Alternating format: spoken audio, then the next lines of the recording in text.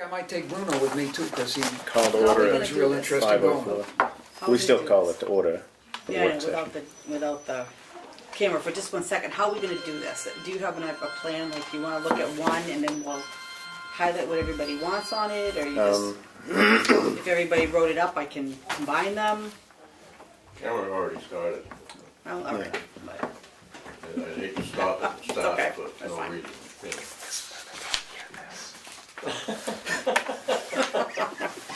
I'm kidding, you guys hear everything.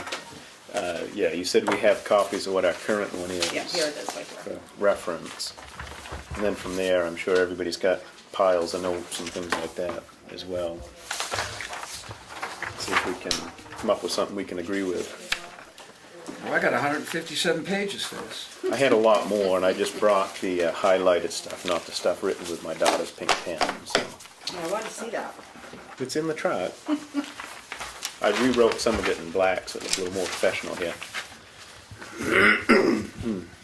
Do I have the same thing of ours? I just handed it, You it's should, right this is there. ours right here. Yeah, but I got, You had one from before. Theoretically, it matches. well, clearly it's from the same thing. I just don't know if 85 to, I got 85 to whatever page that is. Yeah, I got some more 89. pages. You got other stuff. I got 98. Or maybe I probably got the, yeah, I did, I copied everyone. The personnel. Just like that, yeah. Well, I think that's where the,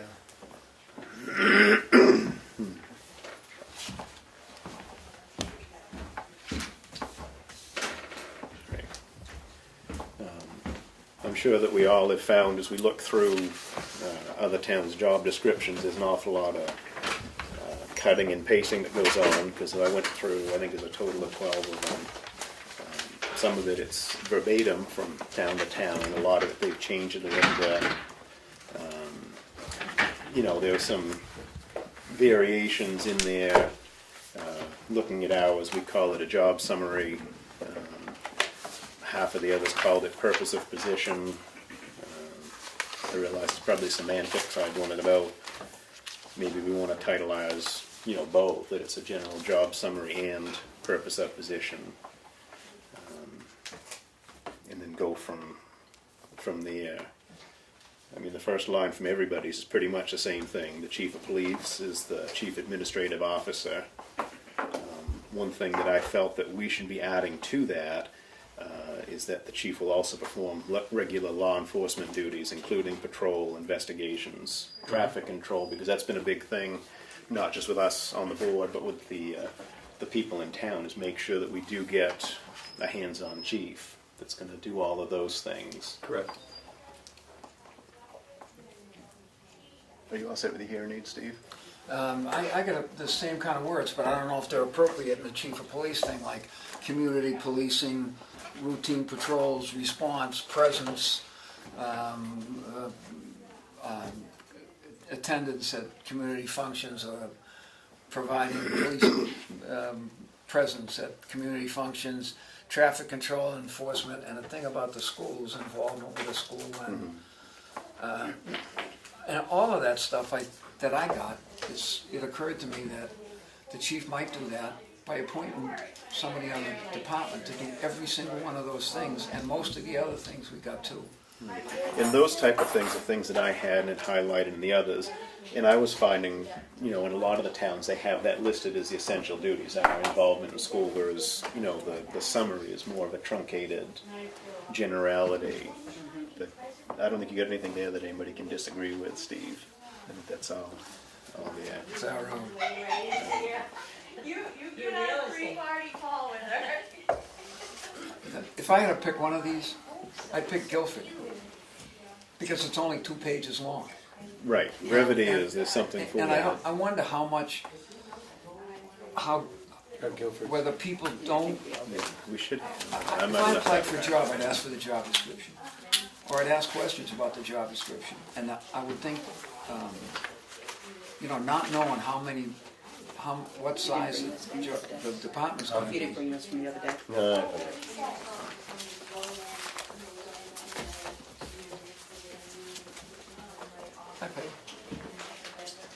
like Molten Borough and Tufton Borough, all the boroughs have like a 6 or 7 page.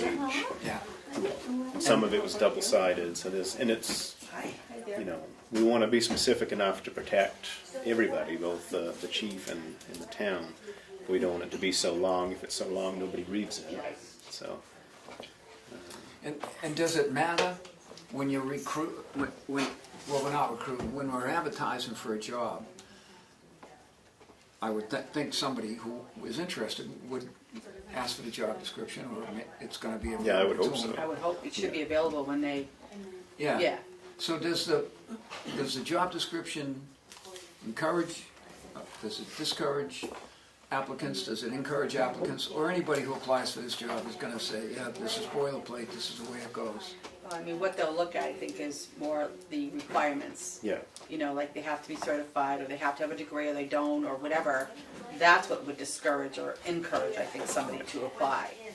I mean, a lot of people, whether it's police or anything, they're going to gloss over the stuff that doesn't immediately affect them. They're going to see if they qualify, and they'll be like, oh yeah, Guilford says there's Tufton Borough, and it's going to kind of fall by the wayside, but we need to have stuff in there. I mean, so if everybody likes this one, we could start with this one and add to it, if there's stuff you want to take out.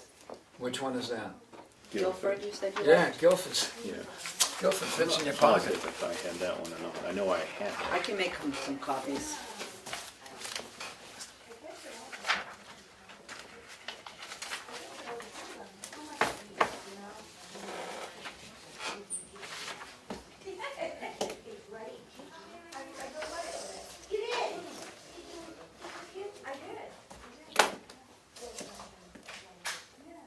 Do you have yours, Steve? I have Guilford. I'll make a copy. Knew I wouldn't grab them all. That's all right, I got it, because if you were still reading it. Excuse me. Oh, you're nice.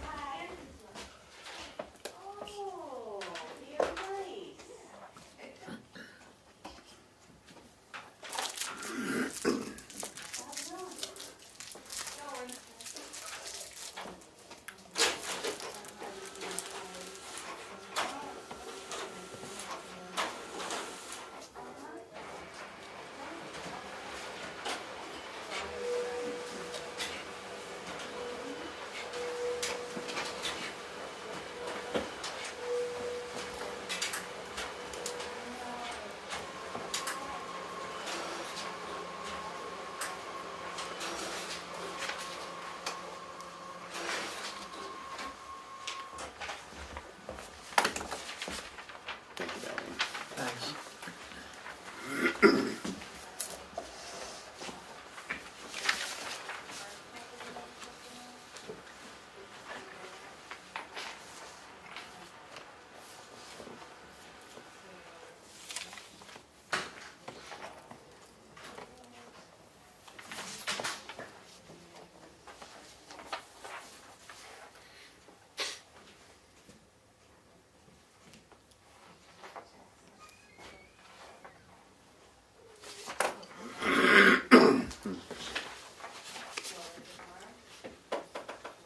Tomorrow?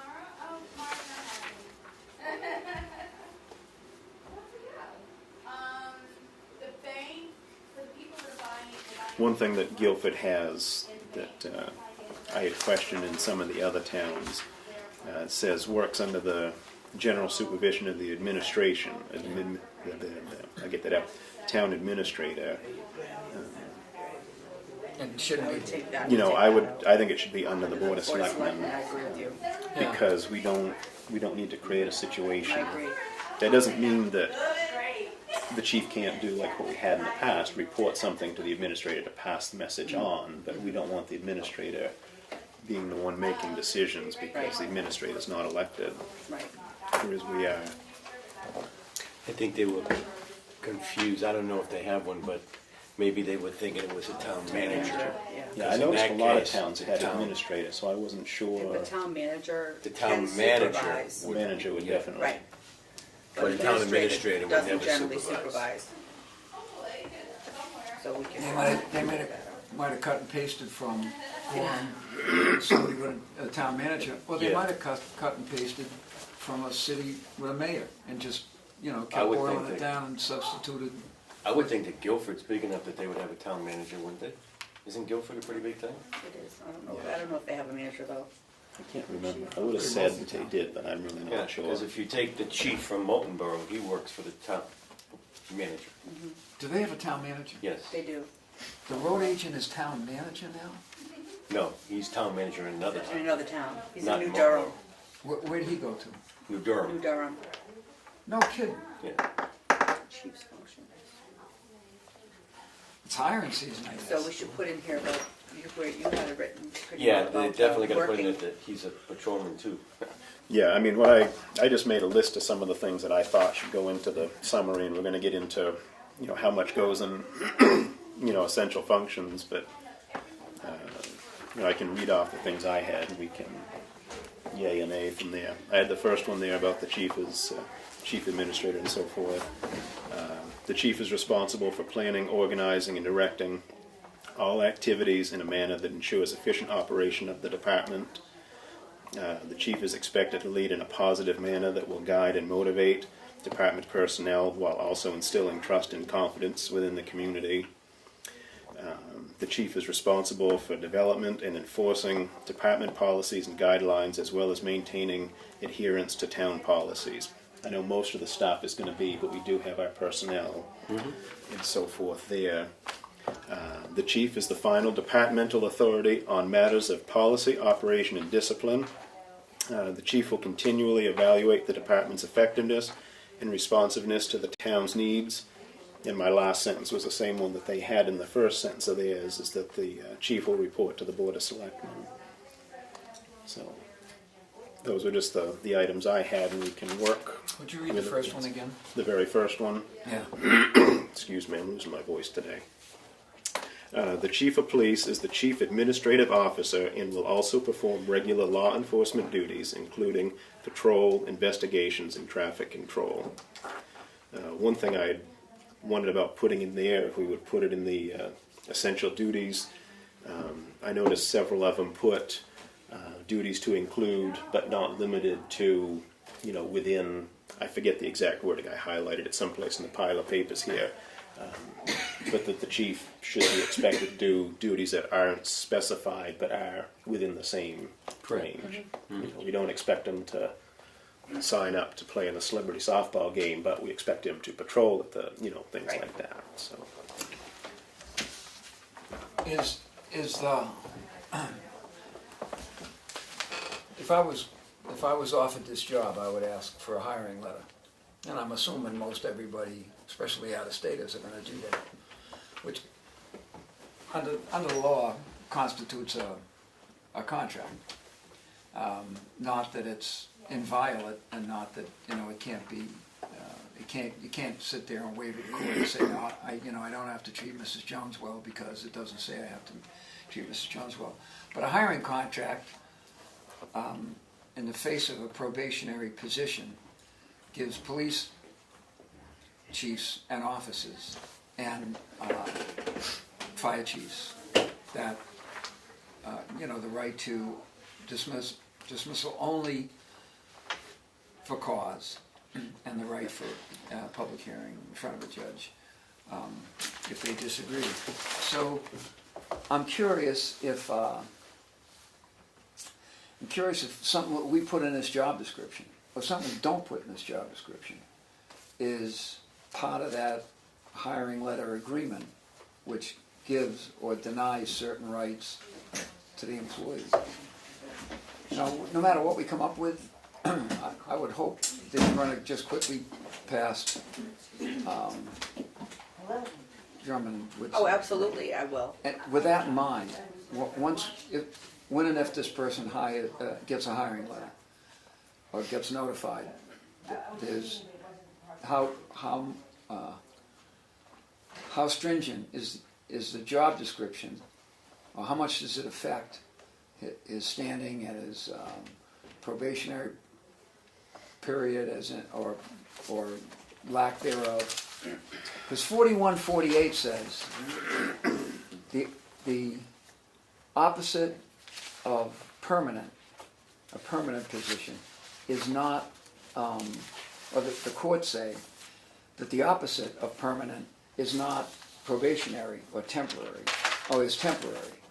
So you can be on probation, but the day you're hired, when they say, yeah, you're hired and agree with you by letter or any other, and you say, I'll take the job, that under 4148 is what creates your right to firing only for cause and et cetera. It's not how long you're on probation. So I wonder if maybe it's just but they're very good at what we're making parts of the terms and conditions of employment as opposed to something that the Board of Selectmen just thinks about. I don't know if the police chief should be in charge of the the handbook here as to what you're supposed to do. I mean, getting down fine nitty gritty, or whether that should be the chief and the Board of Selectmen or something. You guys have to sign off on it. I'm sorry? You have to sign off on it. Ultimately, that's what we have. The chief would Right. prepare, and that's how it was done, because the last update was Right. what, 2010, so it was Yes. before I was here, but in the past, the chief puts together the Board of Selectmen, signs off on it. So if we have issues or concerns, we'd have the opportunity to. Came the other way last time. That was on, the only thing I can find in terms of adjustment policy since I've been here is taking away the, whatever they call the comp time. The comp time. Overtime. And that came from the board to the police and said, we're not gonna do that, and the police agreed, okay, we understand what you're doing here.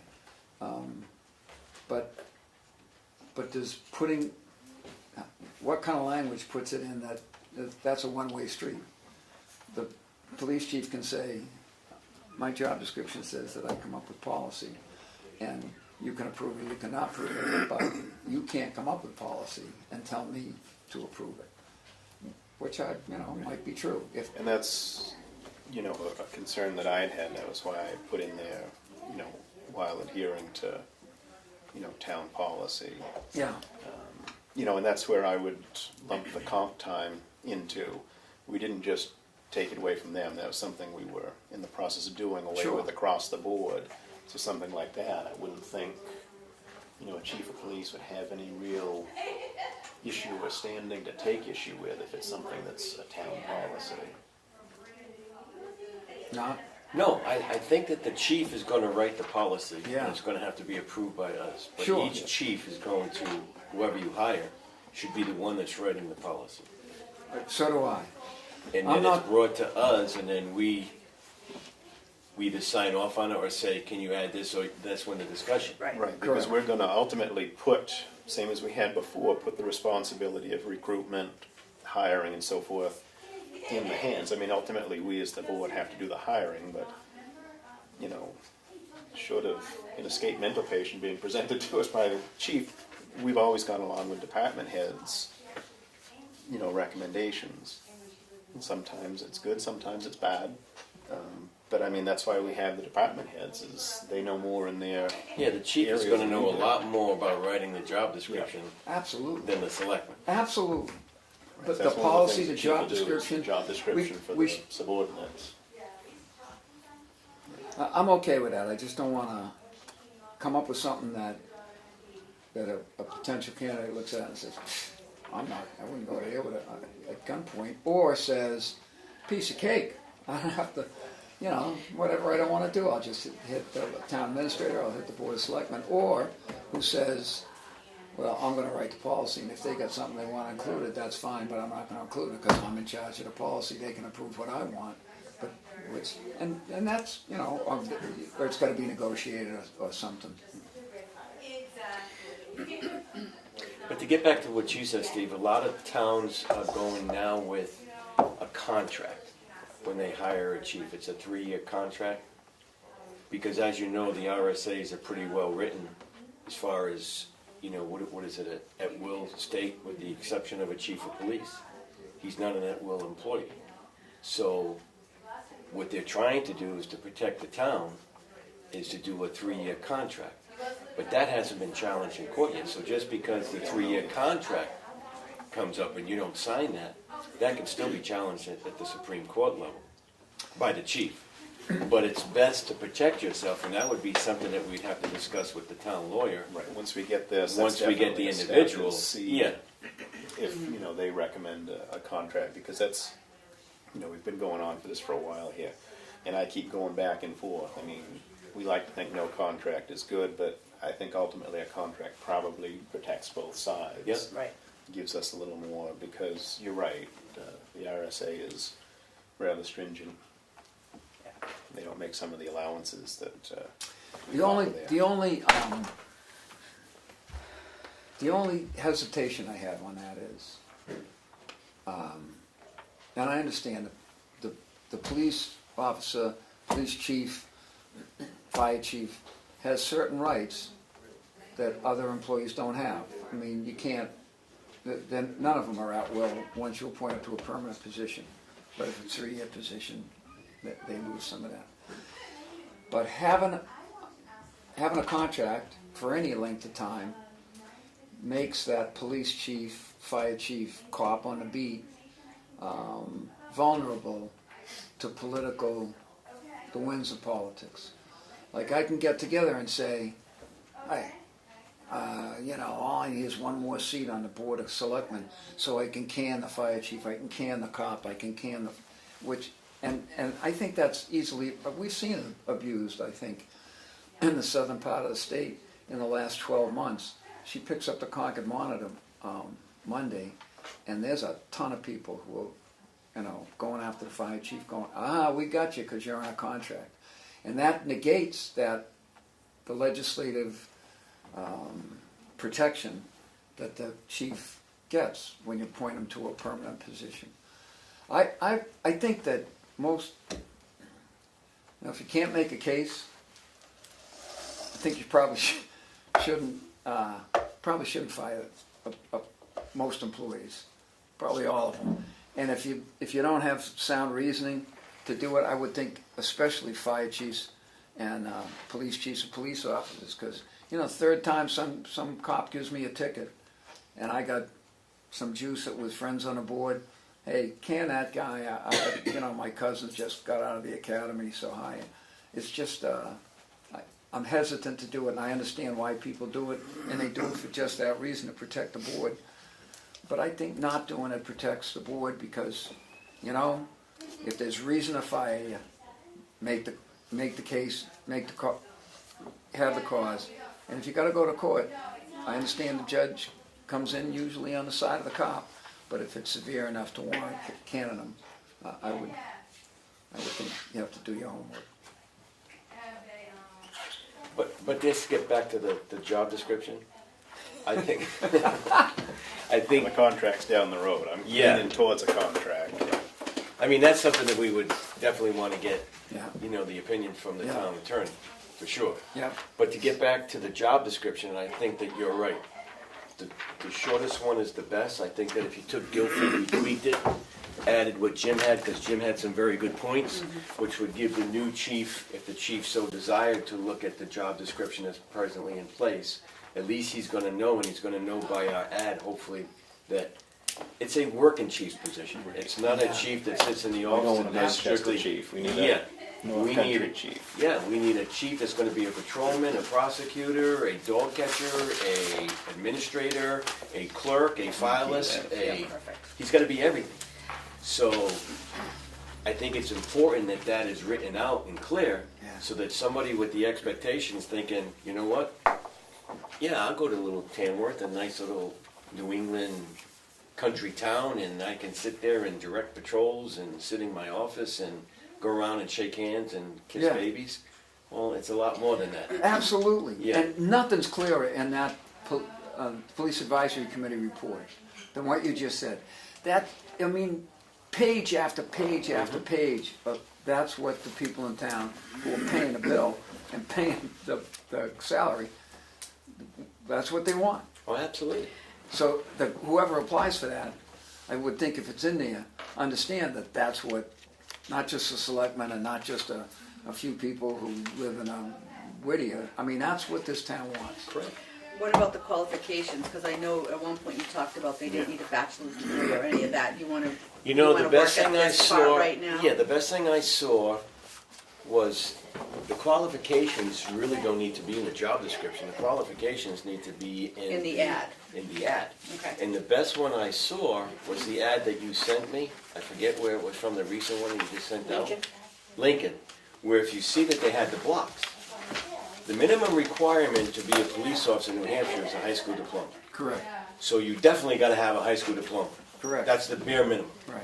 So they had that, did you read that one, the job, the advertisement that she sent? Did you see that one, Jim? No, you It didn't had say that. blocks, I and just it sent it had, like 2 days ago. Oh. I got it from it had it, the sheriff sent for it the over. education I forwarded it. requirement, it went down. It had a block, and next to that where you would put an X in it. And it had, the first block was high school diploma. The second block was associate's degree. And then in parentheses, it was said preferred. The third block was a bachelor's degree, parentheses preferred. And the fourth block was a master's degree. And then the individual who was doing that went out as far as the advertisement. So an individual, when he's applying for the job, would be able to check off and say, yes, I've got this, I've got this, I got that. And then the committee who's in the hiring committee would be able to see right away, well, this is his education level. And then based on their criteria, are we going to take a bachelor's degree that has little experience as a police officer, or would we rather have a high school diploma that has maximum experience in law enforcement, community policing?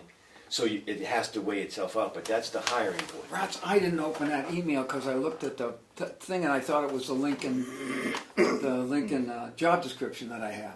Oh, So I should have done that. My apologies. So they never put a specific education level, No, I got that. Okay. which would discourage people from applying. You understand what I'm saying? Oh, yeah. Because if you put a bachelor's degree, you're gonna have Is this somebody. it? Yeah, yeah. Oh, this is the job description. Yeah, not that's the the job okay. description. All right, I'm with you. Okay. but that would be part of the, The ad. the ad. I see what you mean. rather than put in the ad that we're looking for somebody that has a bachelor's degree in criminal justice as part of our ad, Yes. I don't think that we should do that, because you're gonna I'm with eliminate a whole bunch of people. And is there a when you do up this application form, is there a line there so if people want to add information, like I got a 2-year degree in, Hopefully somebody will send you a resume. Yeah, they're gonna send And a all of resume that that's will gonna be say that. on their resume, I would Yeah. think. yeah, But I think we have to have some kind of qualifications in that ad. absolutely. Right. I'd like to see us cut it down from a 4-year to a 2-year. I do think the 4 years is going to cut our numbers down, but even though this is a small town, there's a good amount of administration, and theoretically, somebody with a 2-year degree. I like that. would have I like some what of that, Dan so just to said. split the difference. I'm sorry. I like what Dan just said. If I got a high school diploma and 7 years, most of them as a lieutenant or a captain in a similar town police force, boy, I don't want to not consider the guy with a high school diploma. I mean, you can also put that little paragraph that goes in there. The hiring authority may waive some or all the above. You know what I'm saying? So that's Sure. always a good, Sure. I'm in favor of having that. I'd rather we see it that we listed that a 2-year degree is preferred, and then the caveat at the end that Yeah. we may waive it.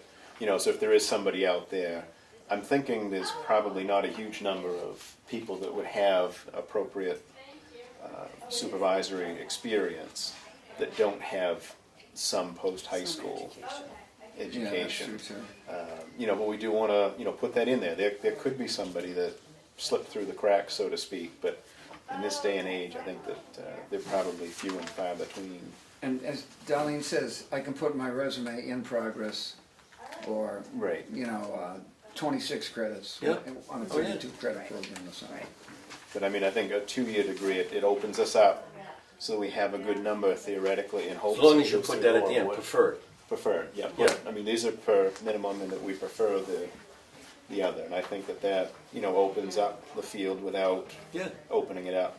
you know, people that don't have the qualifications or the experience. Are you gonna list the others, high school or bachelor's or master's? Or are you just gonna say the minimum requirement is, Yeah, I would just That's say what I two-year, Yeah, a two-year degree preferred, and then you put two-year in, degree preferred? Great. yeah, but the hiring authority may waive some or all of the above. Because remember, from 84 to 89, and then again in 92,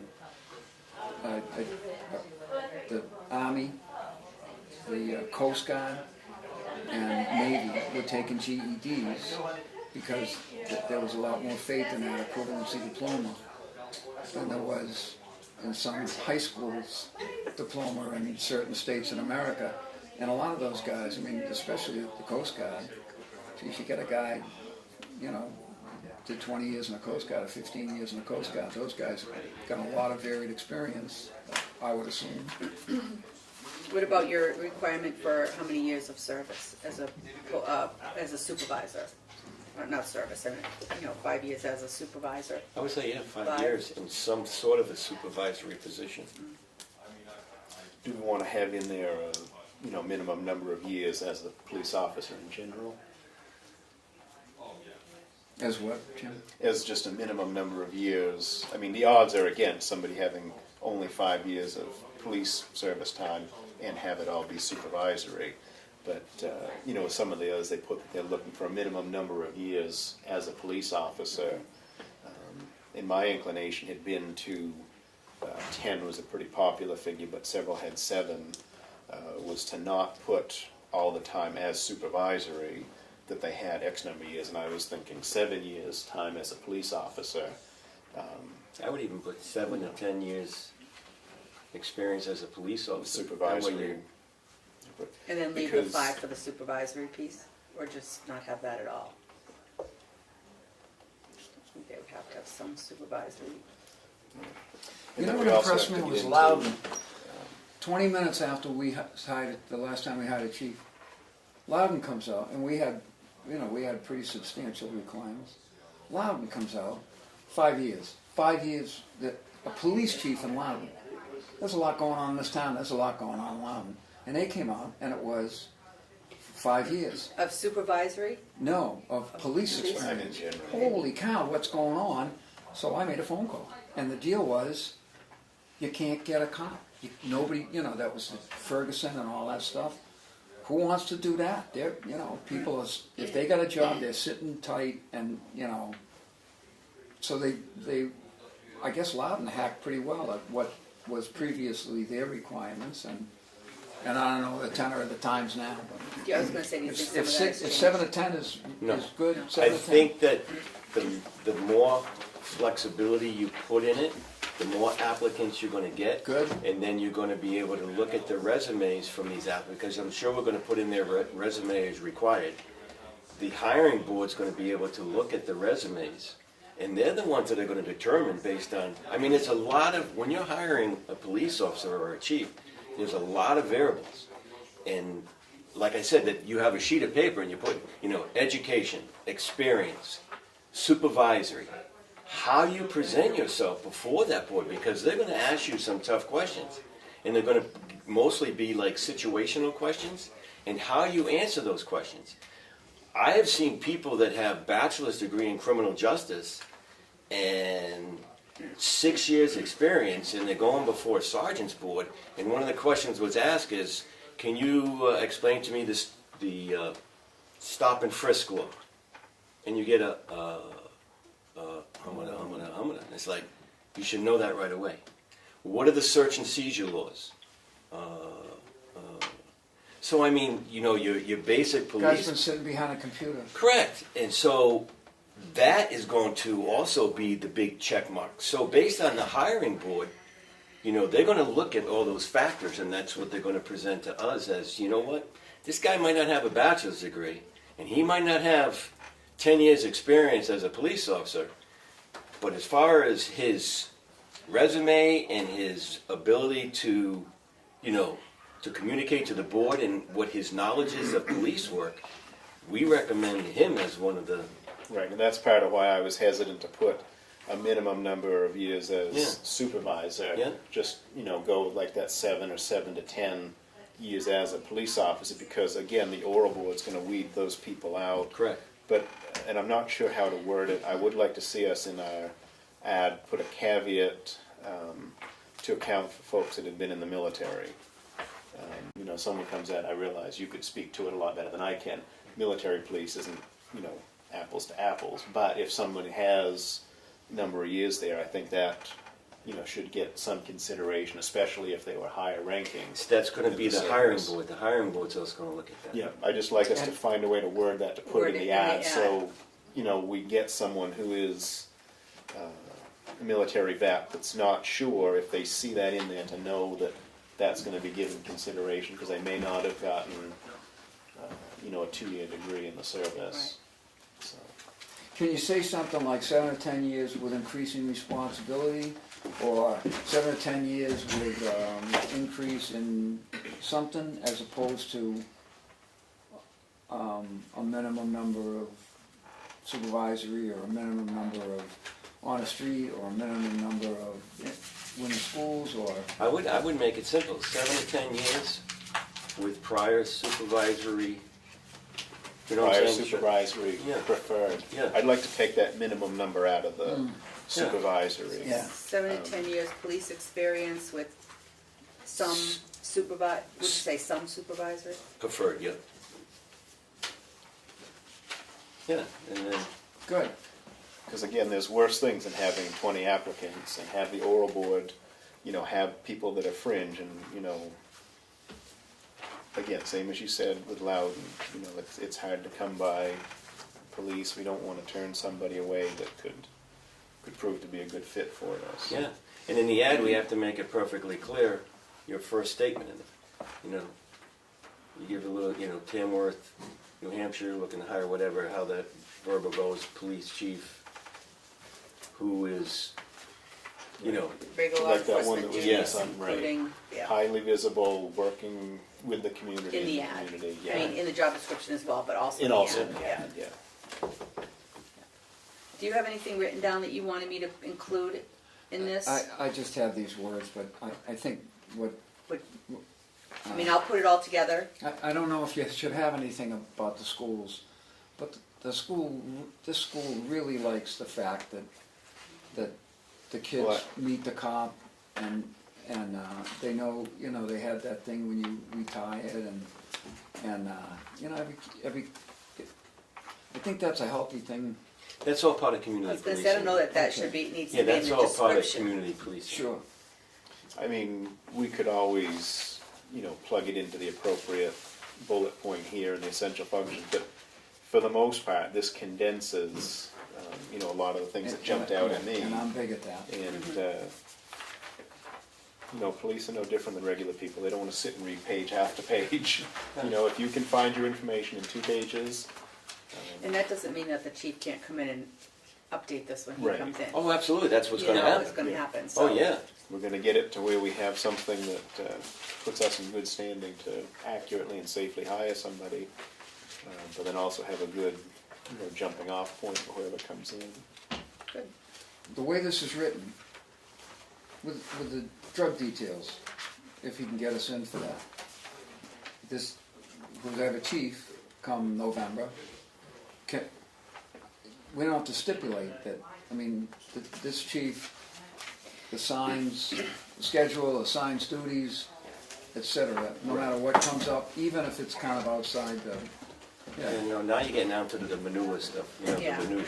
This is- That's the chief's job to. yeah, the chief's job is to Yeah. do whatever comes up. Correct. And this doesn't limit him. Yeah, Yeah.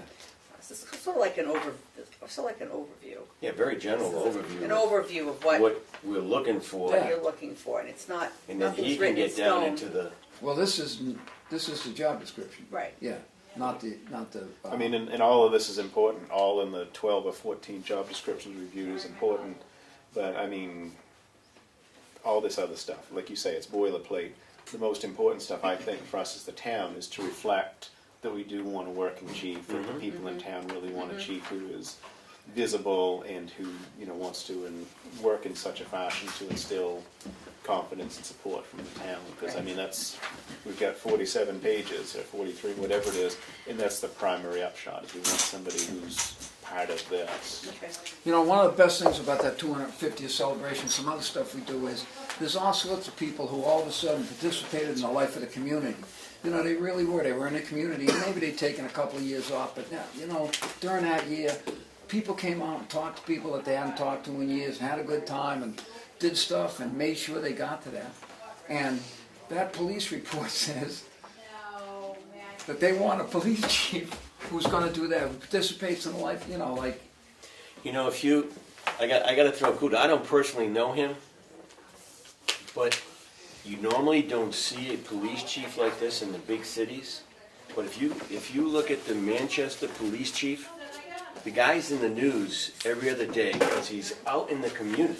And I think one of his projects is, at least once a week, he walks around. All he does is walk around Sure. the highway talking to people. Sure. And you don't see that. That's community policing You bet. in the heart. But you got 100 square miles here, so you got to be driving around, but people recognize you and see Yep. it. It reminds us, take your foot off the accelerator, watch for the little kid.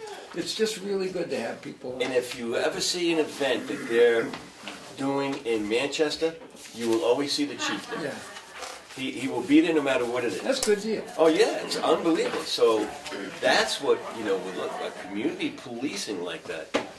Yeah. Right? Lives in town, you see him all, it works. Yeah, Go ahead. I appreciate it. John in Ospey, New Hampshire. Would it be acceptable that the board or whoever does the reviews accept letters of recommendations? Well, Because that's- it would, in some cases, give you somewhat a determination of what the characters are of the individuals, and therefore also the people who are recommending them. Any individual who has his weight worth of gold, who's going to submit a resume, is also going to submit letters of recommendation. Well, yeah, but not always does anybody think of that. Well, then you know what? Then they're behind the curve. You're But right. we could put But that, I was anybody, gonna you say, don't it have doesn't to. hurt to put that in, that we're Yep. looking for, Yeah. 3 letters of recommendation. you with submit your the resume. application That'll form be with in your the resume and. To me, you don't put that in, and the individual who does it is one step above everybody else. Yep. Because the first thing that you're doing when you're looking for a new job, I think nowadays everybody does it. Would you give me a letter of recommendation? Would you give me a letter of recommendation? I can't tell you how many letters of recommendations I've written in my lifetime. Because that's just a standard procedure. And for sure, the hiring board is going to be looking at those letters of recommendation. Well, I'll tell you, I just wrote one. It was the first one in 15 years I wrote where I told the truth, the whole truth and nothing but the truth on straight as board out in Brattleboro. Holy cow, you can tell the truth, fireman. At least, and what, he's the one that just got hired in the fire Brattleboro. department? Yeah. And how old is he? 20. And he knew enough to get a letter of recommendation. Get phone calls. There you go. Letters, all sorts of stuff. So yeah, shame on you if you don't, nowadays I would think that that's standard procedure. I don't know anybody that does it. John, Jim, or do you want to recess? No, we'll roll right into it. My favorite. I think that's fine. Everybody knew we were here at 5. Yeah, I agree, people should have the wherewithal to include letters of recommendation, but it wouldn't hurt to say that we're looking for, 3 of them, and if somebody has more, that would ensure that we'd, hopefully have 3 extra pieces of paper for our oral board to review. Somebody might think they're doing well to have 1 or 2 because they have 1 or 2 higher ranking people or something like that. And it also is a little bit of, remind that anybody who may not have thought of it to don't rely on just the one that they might have to go out and find a couple. I'm going to vote, and we haven't even voted, so.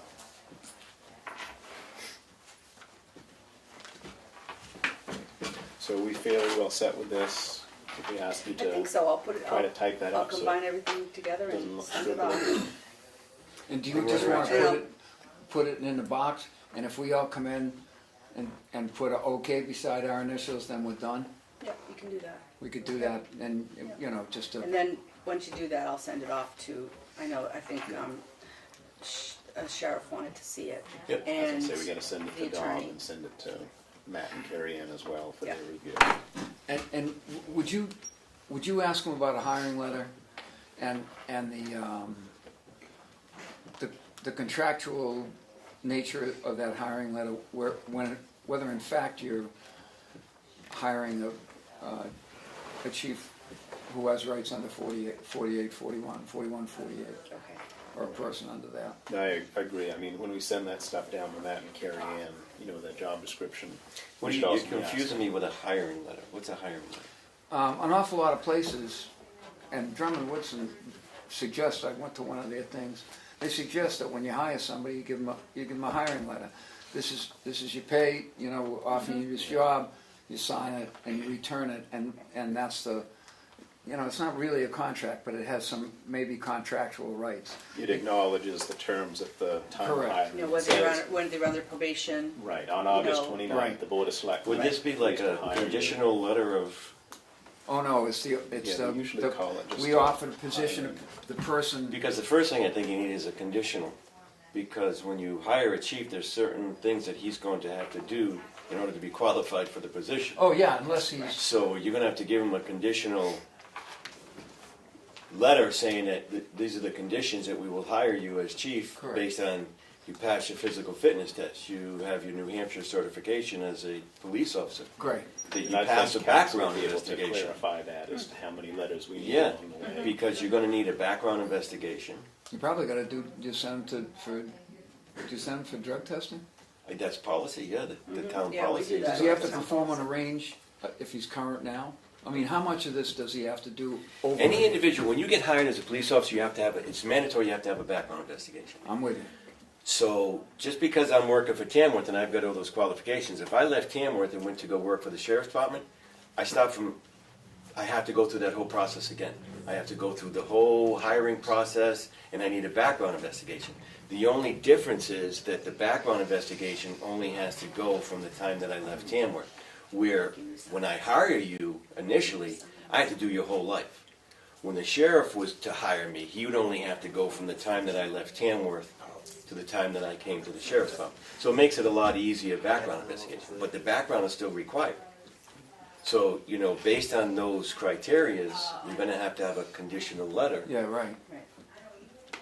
right. And somebody might tell you, look, I can't get that done until X, which, I mean, we do that for most of the positions anyway. I was You're gonna say hired we until, typically do you know, that. if you pass, correct. you know, But your this sounds probationary like, period, and a little bit more is gonna be included in Yeah, that there's a letter, lot of course, more but. because, you know, somebody who's coming from Alabama, yeah, I don't care what they just did, they're gonna have to do the whole 9 they're, yards. yeah, if they're a graduate from the academy, it depends on, and if their academy is accepted by our academy, Right. that's gonna be the number one question. The number two question is, how long have they been out of, if it's, they're coming right from their, you know, active duty to active duty here, the only thing that they're gonna require is a law package.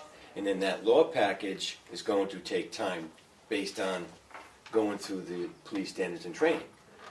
You can actually go in and take a test and you can test out, but if you're coming from out of state, Of course. it's gonna be very difficult because the laws in New Hampshire are a lot different than the laws in Massachusetts.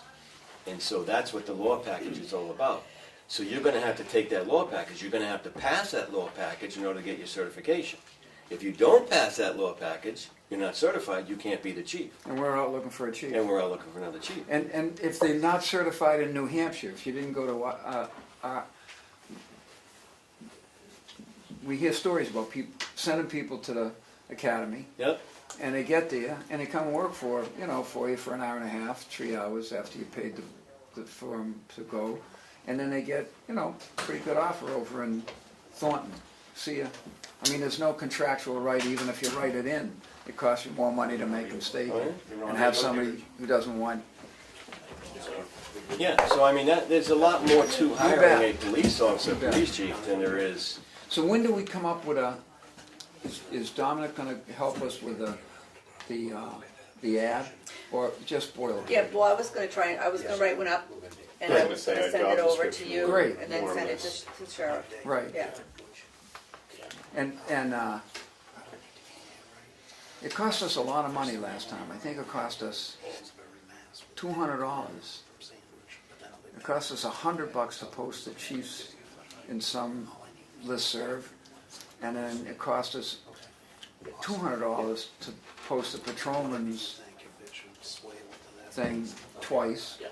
In the And we newspaper, still came you up mean? with, In yeah. the newspaper? Newspaper, and other, no, the big bills were not newspaper, they were some Right, I think there listserv. was 2 internet ones, there's like maybe 3 out there. I think there was one that was recommended in the pack that Okay, we yeah. haven't done, but everything else, Okay. we're just a standard, but we do wanna hit everything. NHMA will run our ad for Oh, free. they'll be for free, right? We'll just So put once we that do out. that- The also, the Chiefs of Police Association of New Hampshire will run the ad for free. Okay. Yeah, I think, but that cost you a few bucks. Because I thought they were gonna, I can ask, Oh, because the Tufton Borough chief is not, because I talked to him about it, and he said, yeah, we can put the ad in for you, because they have their own Great. little newsletter that they put out. great. He didn't mention the price, but, I mean, that's a good place to So that's put it, it. put it out as many places as we can. I Yes. mean, $200 sounds like a lot for an ad, but we're looking to get, you know. Police quite a lot standards and of training, you out. can give it to them, and they can put it on their website. They're always posting job applications. If we did that for the sergeant's position. Yeah, I mean, so there's a number of options that we have as far as posting. I mean, we could have this done in a week and a half. We could have an ad out in a week, maybe. But we gotta come in here and initial off, okay, or if we got something petty, you know, and you'll decide, no, I'm not gonna do that anyway, stop it. Right, so we'll ask that you put something together for the description and an ad for that matter. And when that's ready, we'll come in, take a I'll look, let you know. and see what needs to be titivated, and then get the 3 of us, or at least 2 out of the 3 of us on board, and can get going. But yeah, realistically, in the next couple of weeks or so, we could be to the point of putting it out there. We'll have all sorts of stuff keeping us busy. Hey, just before we get into the, I know that this is hot and we want to get on it right away. And I'm going to be leaving town on Saturday. I have to go to a Army reunion. Oh, I good. wasn't planning on being here for the next selectmen's meeting, but I can push my schedule up and push it if we really want this to. Or can I do it the on? next one also? The Huh? 13th, I won't be here, Well, then we need to change our so we'll meeting. change the date. We have to change the date of the meeting. Next, what? July 13th, he won't be here, I won't be here, Is there a meeting that day? theoretically. But right now, we're thinking maybe not. Yes. Where the whole week shot? I don't know, I just got a couple nights that are screwed up. But I'm not here. leaving the country. Right, but if Jim and I can meet, Are you gonna have email access to where if So I'm we just gonna have, say, I can so email we you can do stuff. that and you can make suggestions back and forth, we just move the meeting by a day. if we can come in and. Why can't we move it to the Monday? Right, that's what I'm saying, let's look at the calendar and see what we got. Yeah, the meeting's supposed to be what? The The 13th? So if we just move it to the 17th, Monday, it's only a couple of days. I can be back for sure on the 17th. The only thing I'm thinking of, the only reason I think we need a meeting is you're gonna want things, you're gonna want the accounts payable signed off on, you're gonna want But you can payables. sign on Monday. We have a whole week. Is Monday okay? Sure, If because that's not gonna mess everything's up, a week off, so we do it one week and it's not available to the week after. good deal. So it'll be Works fine. good for me. 17th works good, so change the meeting from the 13th to the 17th? Yeah. Same time? Yeah, I would do the same time. Everybody's used to 6 now, or 5 when you have work sessions. Is that good for you, Steve? Yeah, sure. Perfect. And you know, the other thing is, I think we're running around enough, so you ought to do the things the old people do with their life. Where's your reunion? Kentucky, Tennessee. I keep saying Kentucky. Wonderful. Right outside of Nashville. Have you seen the DVD of the Admiral at the World War II? We're going down with it, down there. We came to remember. Air Unit 16 for Admiral Oh, I Raymond. didn't see it. The Chicago Library's got one, and Cook Library's got one. Oh. And it's really worth, you sit there and there's just another reason why we live here. I mean, good class guy. So, there's your No, speech, I- Dan, whatever you said. Thank you. Good. Maybe I can get the nurses in that night, Yeah. because they actually have to push out to August now. There you go. Oh, ask him for that night. That'll work. Alrighty, bud. All right, we're ready to, Yeah. you guys both ready to move into I'm ready. departments and committees? Yep. All right, who wants to go first? Either way, it's Richard, so it doesn't make a difference. Richard should go I'll first. make it easy. Yeah. Did a lot done the last 3 to 4 weeks. We got Pease Hill paved. It's all done. We get it all shouldered out. That's all done. Stone the ditch going down over needed it. We got the Mill Road done. We're down on Ospey Lake Road. That's all prepped. They're gonna pave that tomorrow. Weather holding, but they're hoping, they're thinking they can get it done. 'Cause I guess some big heavy showers till the afternoon. So that'll be done. We dug up the rest of the asphalt up by Jim Smith's on Brown Hill Road. It was like 500 or 600 feet, and it was just all broken up, and we re-gravelled that. Finished the ditching on Great Hill Road, and I'd like to say thank you to Sam Hidden for letting us dump a bunch of his place. It saved us a lot of time. Well, Sam wants to thank you for the fill. But it worked out good, though, yeah, I appreciate it, it worked out good. We've put a bunch of culverts in the last 2 to 3 weeks, too, been doing that. Gonna try to, here in the next month or so, we got a pretty good sized culvert on Pease Hill Road. We'll have to shut the road down for at least one day and get that put in. We get the pipes and all that stuff to do that. Gonna, sometime here in the next month or so on Knox Hill behind Comeau Lake. It's a real narrow in the wintertime. We have no place to put snow. And we're gonna dig some of that up, haul it back to the garage so we can crush it out when we do with gravel. But other than that, everything's going pretty good. Everything, seems good. It's good that you have different projects in different areas, so everybody gets to see just how busy the road crew really is. No, I mean, there was, as people come up Great Hill to get their cars working, like, wow, these guys are going at it all the time, because they'd seen you the week before somewhere else, so. Yeah, I we think were up that's there good. like, was it 3 weeks ago, and it was too wet up on the hill, Yeah. so we left it, but it dried out. It's been a wet spring, It off has to a wet been, start, but so. yeah, it dried out pretty good, but other than that, everything's going pretty good. Anything else from the board? Yeah, Richard, I meant to call you. There's a couple of people that have come up to me and asked, I don't know why they don't call you. Yeah. They said, you can always talk to Richard. He's a very personal kind of guy. Yeah. But one of them said that when they come out of Turkey Street onto Page Hill, there's some, We cut a bunch of brush there. Becky Mason had mentioned it the last time I was here. Yeah, if you'll see that, oh yeah, we cut a okay, bunch. and the other one was when you get to the end of Page Hill in 16, and I know it's not yours because it's a state highway, but apparently you Looking can't down. see right. Can you get it? I can mention it to Pat. I can mention it to Patrick, over in Shakora. Okay, yeah, and I do. It is. It's hard seeing. It is. So if you could I'll mention mention it. it to him and they can get the brush. It's growing out and you have a tough time seeing down. I think that's a limb coming off that tree right on, almost in a river. Yeah, but there's some underbrush there too Yeah. that needs to be cut. Yeah, but at the bottom of Page Hill, we did that 2 or 3 weeks You can ago. tell us it's a safety issue, maybe that'll. Yeah, and I also met with Dave Sylvia from DOT today, trying to see about getting a flashing light or something on the end of Turkey Street. Yeah. When you come on Page Hill, we got 3 signs up, but Dave said that he can look into it to have something to put, just to let people know that. We all know how bad that is. People go right across the street. It's just another warning. I had 2 or 3 people that live nearby. I think if we can get that done, it would be smart to do it. Like a flashing sign. Just a before you flag, get just, to the yeah, stop. like there's a telephone bell there, like right there, and it would help. I noticed over in Scarborough, you come out the back road from Beach Ridge, we came home that way the other day, they've got stop signs that have flashing LEDs on the outside to Yeah. remind everybody Yeah, to stop. Just something. Yeah. So when I met with him today, he's gonna speak to traffic control and let me know, so that would be good. Excellent. The History Center's put in a handicap accessible ramp to the Dyer House. Okay. And so they're thinking of posting a sign on the north side of that driveway that goes to the back of the house. Yep.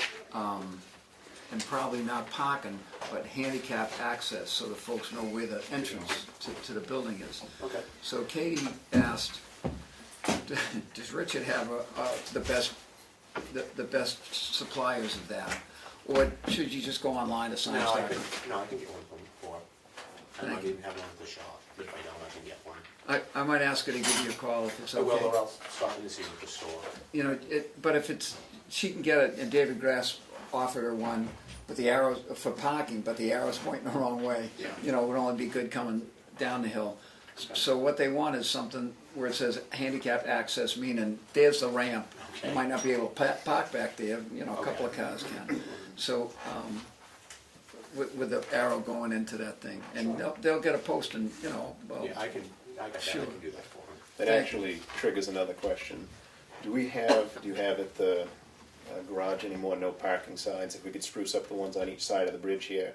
oh yeah, I asked. I'm gonna just assume that it's because people can't see that it says no parking, that they've been parking there more frequently on the bridge, not that, It was done yesterday. oh, was it? I asked Richard So we about didn't even that. notice that. Steve had mentioned it. No, I didn't even think of it. I was talking to my kid coming in. Well, I was thinking of that because there's been a lot of people parking there lately, so Yeah. I figured it had to be because the signs weren't clear. I was really That's what it tempted to is. say, great minds think of the same channels, but Dan would have said full think alike and would have gotten us both. Either way, you're gonna get support on that one. You're right. Thanks, Right. Richard. We're all set with Richard? Richard?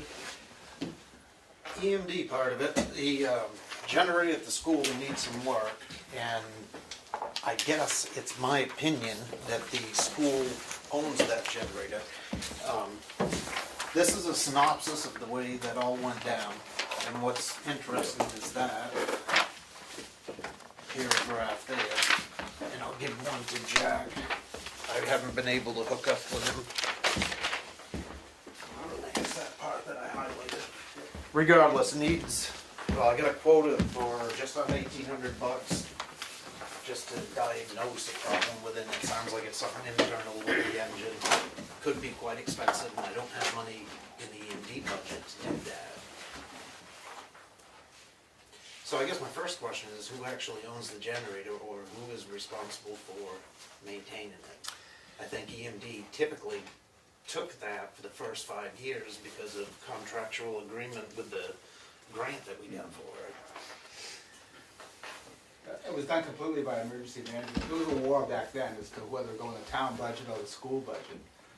But it was done by, I mean, Dana ran the whole show. You know, it was all went through emergency management. So, because the generator provides nothing to the school. I mean, it's there if the school needs to be used as an emergency shelter for the town. That's the only use of the generator. But it doesn't really provide anything. You know, for the operation of the school, it doesn't provide anything. I disagree with that, though. If you What? lose power during the Yeah. school day, Yes, but and it was Well, rewired, you spent the money to do it. I don't disagree, but entire that's just a school. very minor, I mean, we wouldn't put in the generator to do that. That's just a very minor side benefit, but. And I can only assume that original generator was put in by the school. So we probably didn't have emergency management back. As far as I know, that It's what is archaic. there is the first and only generator that's been there. No, it replaced a very old diesel Okay, well, generator that was there That, for years. yeah, that I don't know about. I wasn't even on the board. This is Dana, and you probably remember.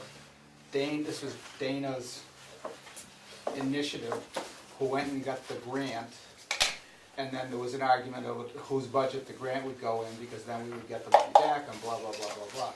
But it was all run by Dana and emergency management. We really didn't do anything. Well, I'm confused. That invoice says to me that the school paid for that. I didn't give you a copy. It was in the school, it was put in the school budget. That's correct. Half or all?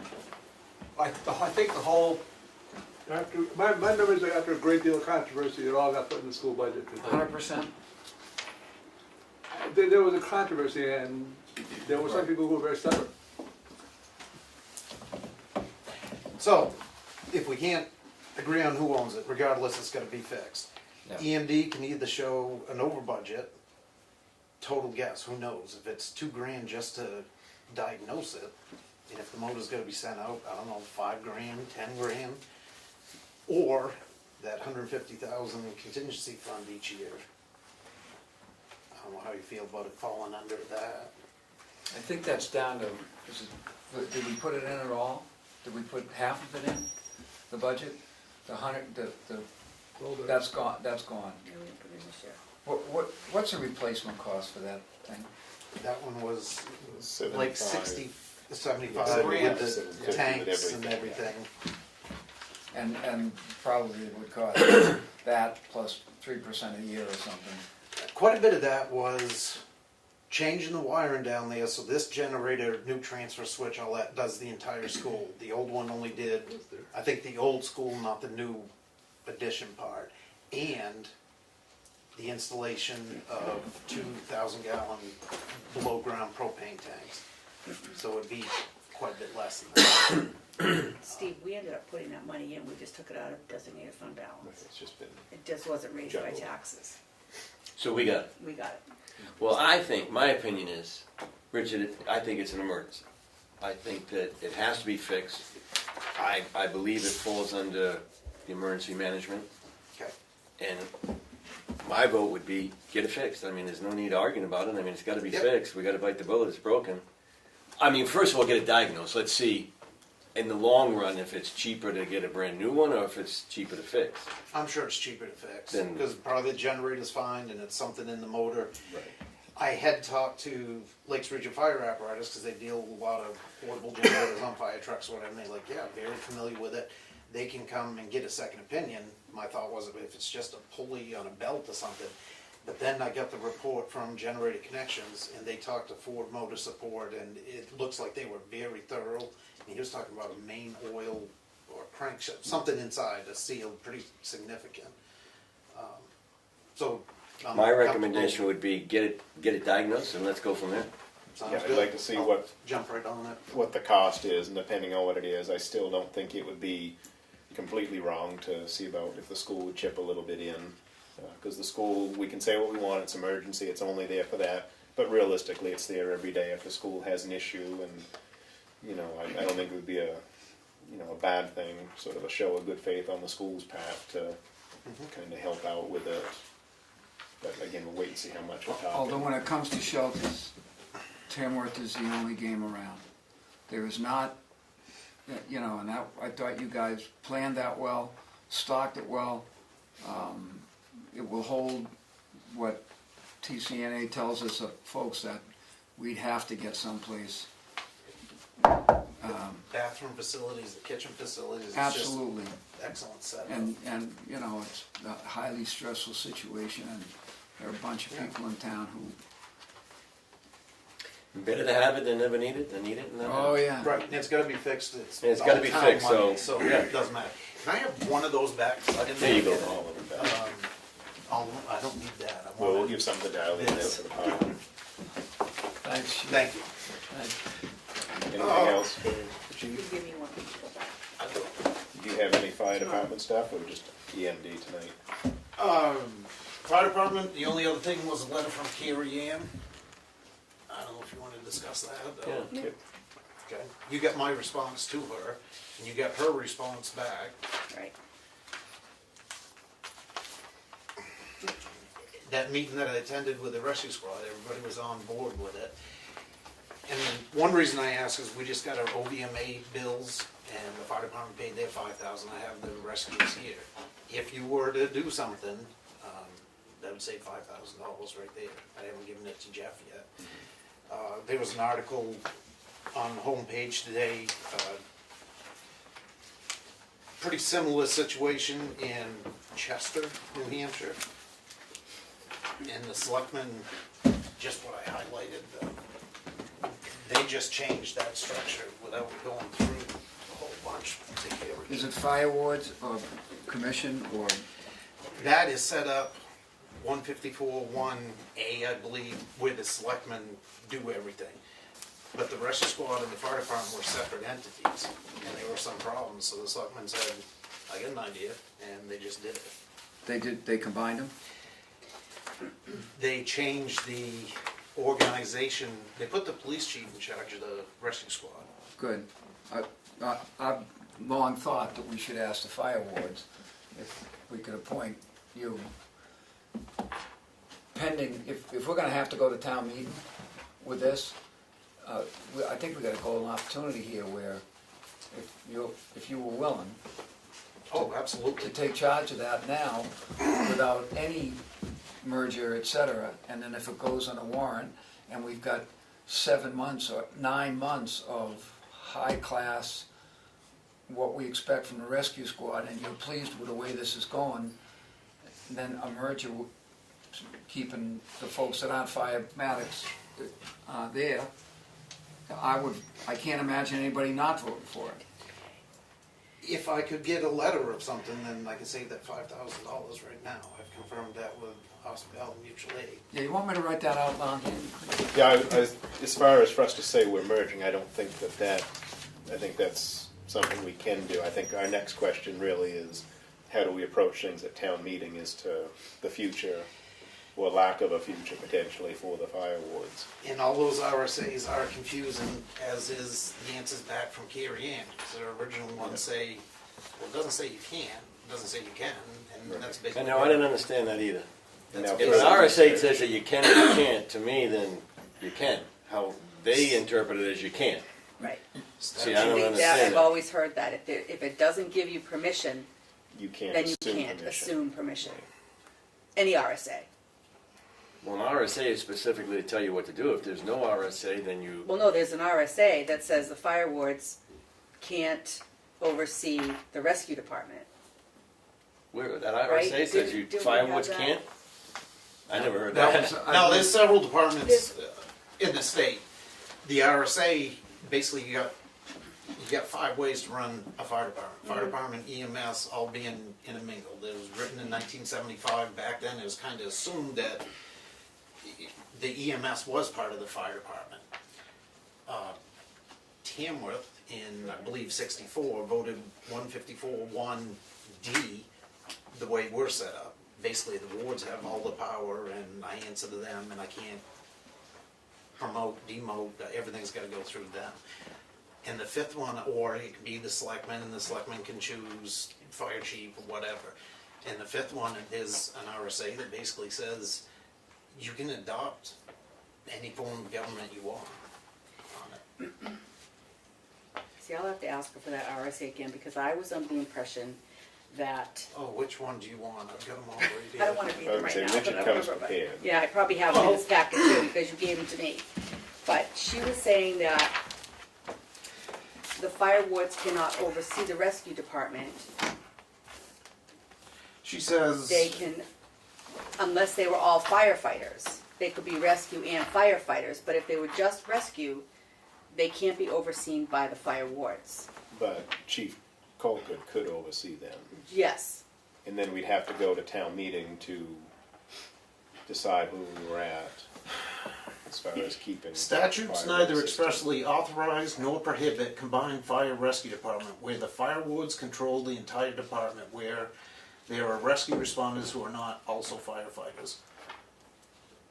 To me, that's saying they either or. Yeah, to me, that's either or. And then on her second page, it says the select board has authority to combine fire and rescue. right. And I think she's in an abundance of caution. If anybody challenged this, if it went to town meeting and a vote, then it'd be pretty hard to challenge. So I think she's just being very cautious. And you can have this whole packet. I have the whole packet right there. Okay. But it was, I thought she stated one that, Would you consider how onerous it would be, demands on your time, et cetera, if the selectmen, I don't know how we do this, petition the fire wards to put you in charge of the rescue squad? Or, I mean, you report to the fire wards, you don't, See, I'm not Clearly sure you we'd have report to to go us, that but route. not- I think if we merge them, we, as the Board of Selectmen, having direct oversight over the rescue squad, we could put Richard in that, and then we'd have to address come town meeting if ultimately the fire wards are done away with, and then the fire chief is then head of the fire rescue, which is probably, I know it's gonna upset some people when they see the video here, but it's probably the next legitimate step we take here in our efforts to merge fire and rescue, is that it's going to be a chief position who deals directly with the Board of Selectmen, and thus negating the fire wards. I agree with you. I gotta be awful careful what I say too, because obviously you're gonna upset some people, but yeah, Tamworth's kinda young having a full-time fire chief, and that was set up kinda prior to that. The fire wards are on board, all 100% behind it. As far as the workload on me, in my response and the synopsis of that meeting I had on that Monday with the rescue squad, that basic structure's gonna have to stay the same. It's working, it's a great department, we got some real quality people. Yeah, it's a little bit more work, but I'm involved in an unpleasant incident today. Well, I'm in favor right now, changing over the the rescue, under the supervision of the wards.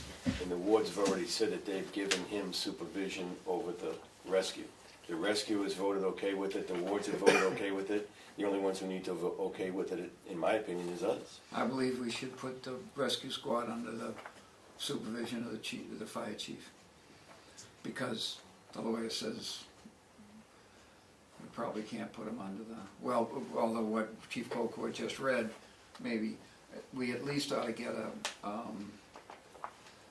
we ought to keep getting opinions until we get one we like. And NHMA might say that, and I think she if called that was just- NHMA in her last note. She said she Right, called, NHMA. she already talked to them. And they've never steered us wrong.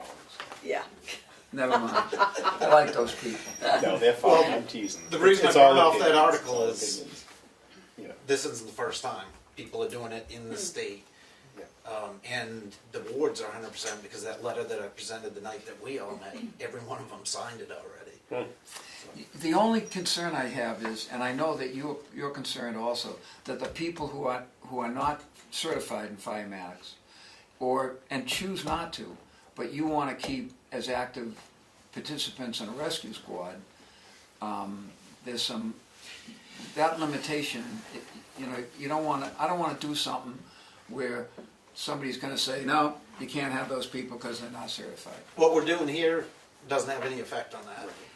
What I was talking about with the 700 series, if you went to a full-time department, rescue, EMS, whatever, and there is legit ways around that, you do not have to be dual certified. You can be even going through the state, and it has some, I can't remember, I've researched it, and it's something to do with NHRS.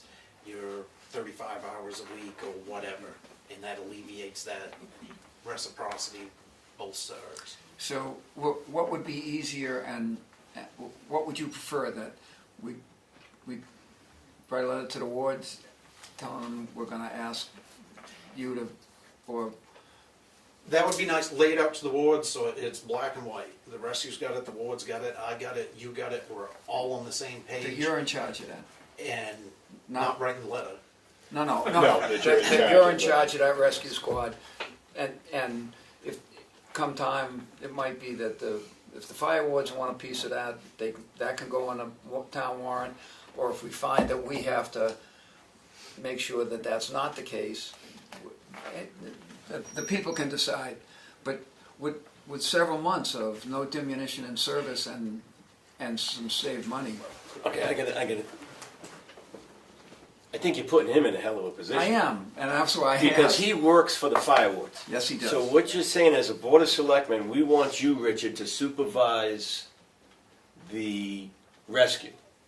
Shouldn't that be coming from the fire wards telling him that? I think we should write them a letter saying this is what we're doing in the interest But of... I think the fire wards have You already know what? agreed that they want, that they will take responsibility over the rescue as the wards, and that Richard, as the chief, would be the immediate supervisor. But as a board of selectmen, we don't have to give that control to them. We can give the control to the fire chief. You're still gonna answer to the wards for the fire department. It doesn't make sense to me, Jimmy, what you're saying. Well, ultimately, We don't tell him what to do, the wards do. That's He don't correct. work for us. within the context of the fire department, now we're talking about responsibilities with rescue. That, I'd echo that because Rescues the do come. EMD, the forest fire warden, there's something else I do, but I don't answer to the Right. wards. Right. You have like 5 jobs and only one of them you answer to the wards for, Right. and this would be another one of those. So do you think that we have the authority to give you the supervision of the rescue without the wards telling you?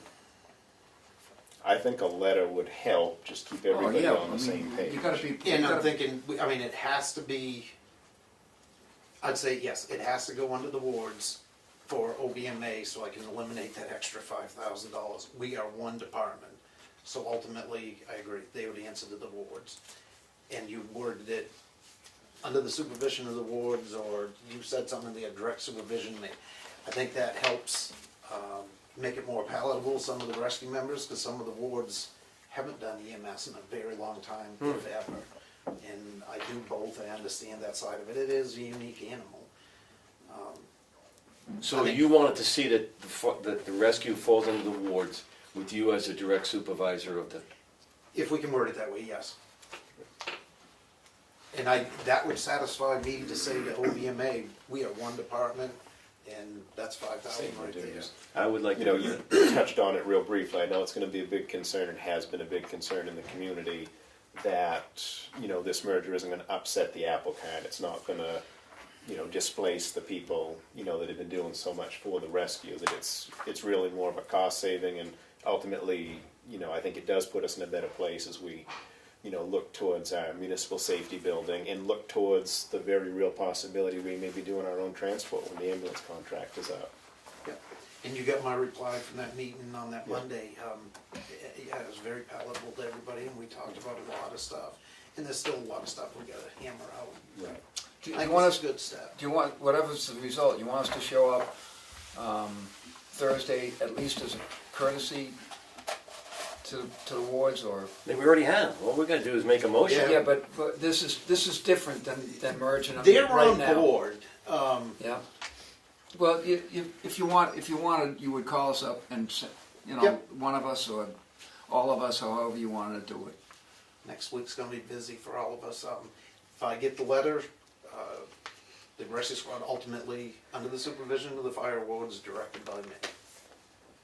It would be. I'll make a motion that we issue a letter to the Tamworth Fire Wards stating that in our merger of fire and rescue, how did you say you wanted it worded, Richard? I'll make sure we get the wording, how you're comfortable with That it. the rescue falls under the, Direction. that the Direction merging of- with the fire department, with the direct supervision falling under the fire chief.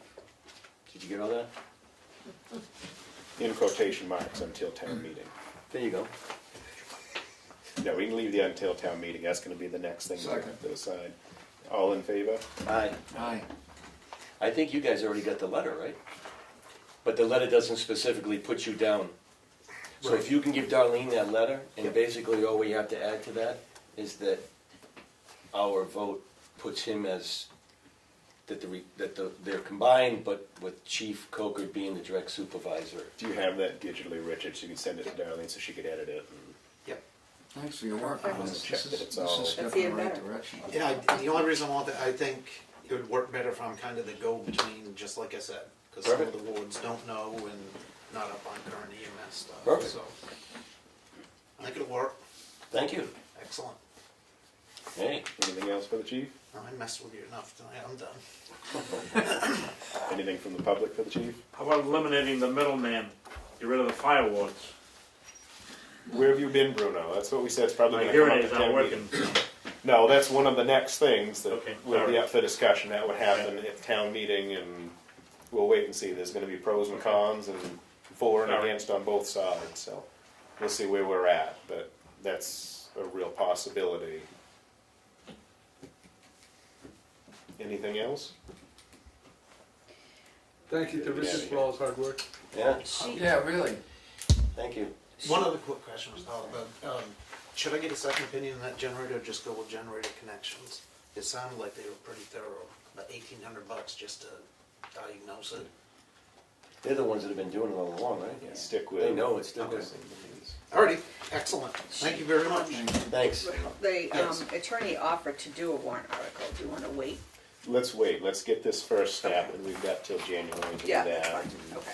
We'll see what we get for backlash for our discussion tonight anyway. Right. Thank you. Let us know how you make out, Thanks, Richard. Chief. Pat? Okay, okay, few things to tell you. Okay, economic development, we met Tuesday. It was an extra meeting, our regular meeting is the 11th. And we're working hard. We're gonna have this wonderful street fair, August 5th. I know you'll all be around. And I'm quite sure that, I don't know how much I need to say, but some people have spoken to the fire department. They're planning to do the fire truck in the same place as last year. Depending on the police situation, we really do hope that there would be a detail here from they'll like be 8 to 1. 8 to and 1? 8 to 1. Oh. Well, if they can. I mean, what they can do. Yeah, If they're called off in an emergency, they can't Is be the there. street But fair 9 to 2? Or 8 to no, 1? it's 8. It's at 9 to 1, but it's set up as 8. 9 to It would 1. help Oh, I if think I have it on the website, Yeah, so with all the I need people to change that. doing their thing. And we're hoping once again to have they brought cones and the fire department did, and they were helping with traffic, and it was good. So that's good. We have 3 out of 4 sponsors already, which is really good. And they are the Barnstormers and Remit Museum, and of late, as of last weekend, the Chiquero Lake Conservancy said they'd be one. They're gonna have a table, great. And so we would like to have a 4th if possible. And the good part is that whatever company or group says that they do that, they're mentioned the week before the fair 10 times on the radio every day, 2 different radio stations, 5 times each. And when I do the drive, I always say drive-by, but you know what I mean. That's Drive time. shooting, yeah, okay, drive time. When I do the drive time, it's mentioned then too about the sponsors and what's going on. If you do a drive-by, that'll get I mentioned, know, I'm sure, but you so would let's stick to the actually. drive-by. Let's not do that. And then on the day of it, for these sponsors, they would have, at the mobile unit, which I think we're gonna be parking at the parking lot of Barnstormers, which is a really good location, because we're gonna have music on the Wesleyan porch. And so these sponsors would be interviewed, and they can talk longer about what they do and what their cause is. And I didn't know if any of you would have, the town would be having a site, good. And I didn't know if any of you who have companies might want to table your. We'll do something, we'll take the same spot out here so that I can take part in the town one as well. Exactly, that's what I was thinking, that worked out really well. I just need to make sure that I write down that you will do it, you're the contact person, and that we're just trying to keep records of what's gonna be where. The other part is, I went to, quick kudos for town. Yesterday, I was at the Mount Washington Valley Economic Council, and we have, at the end of the meeting, which I actually had suggested doing about 5 or 6 months ago, they had like what you do, a board roundtable a little bit, and for the different towns to say what's happening. And I mentioned our success of wet paint and the arts festival, and then mentioned the street fair, and that's cool. So it went around all the people, and then it was Paul Chant's turn. He's the chair. He said to speak again of what Pat said. I want to say what a great place it was for the wet paint, and I want to tell you about all the great things that are going on in Tamworth and Kimball Packard's events that are going, and the comedy thing that's going to be this weekend, and other musical events. So he just raved about our town also, so that was good. Now, the other thing I spoke to you about last week or so, I was at the LRPC meeting last Wednesday, and we did this thing again. And what I perked up my little ears about was the following. First, Andover's talking about, the gentleman representing Andover is talking about their town wanting to start a solar farm.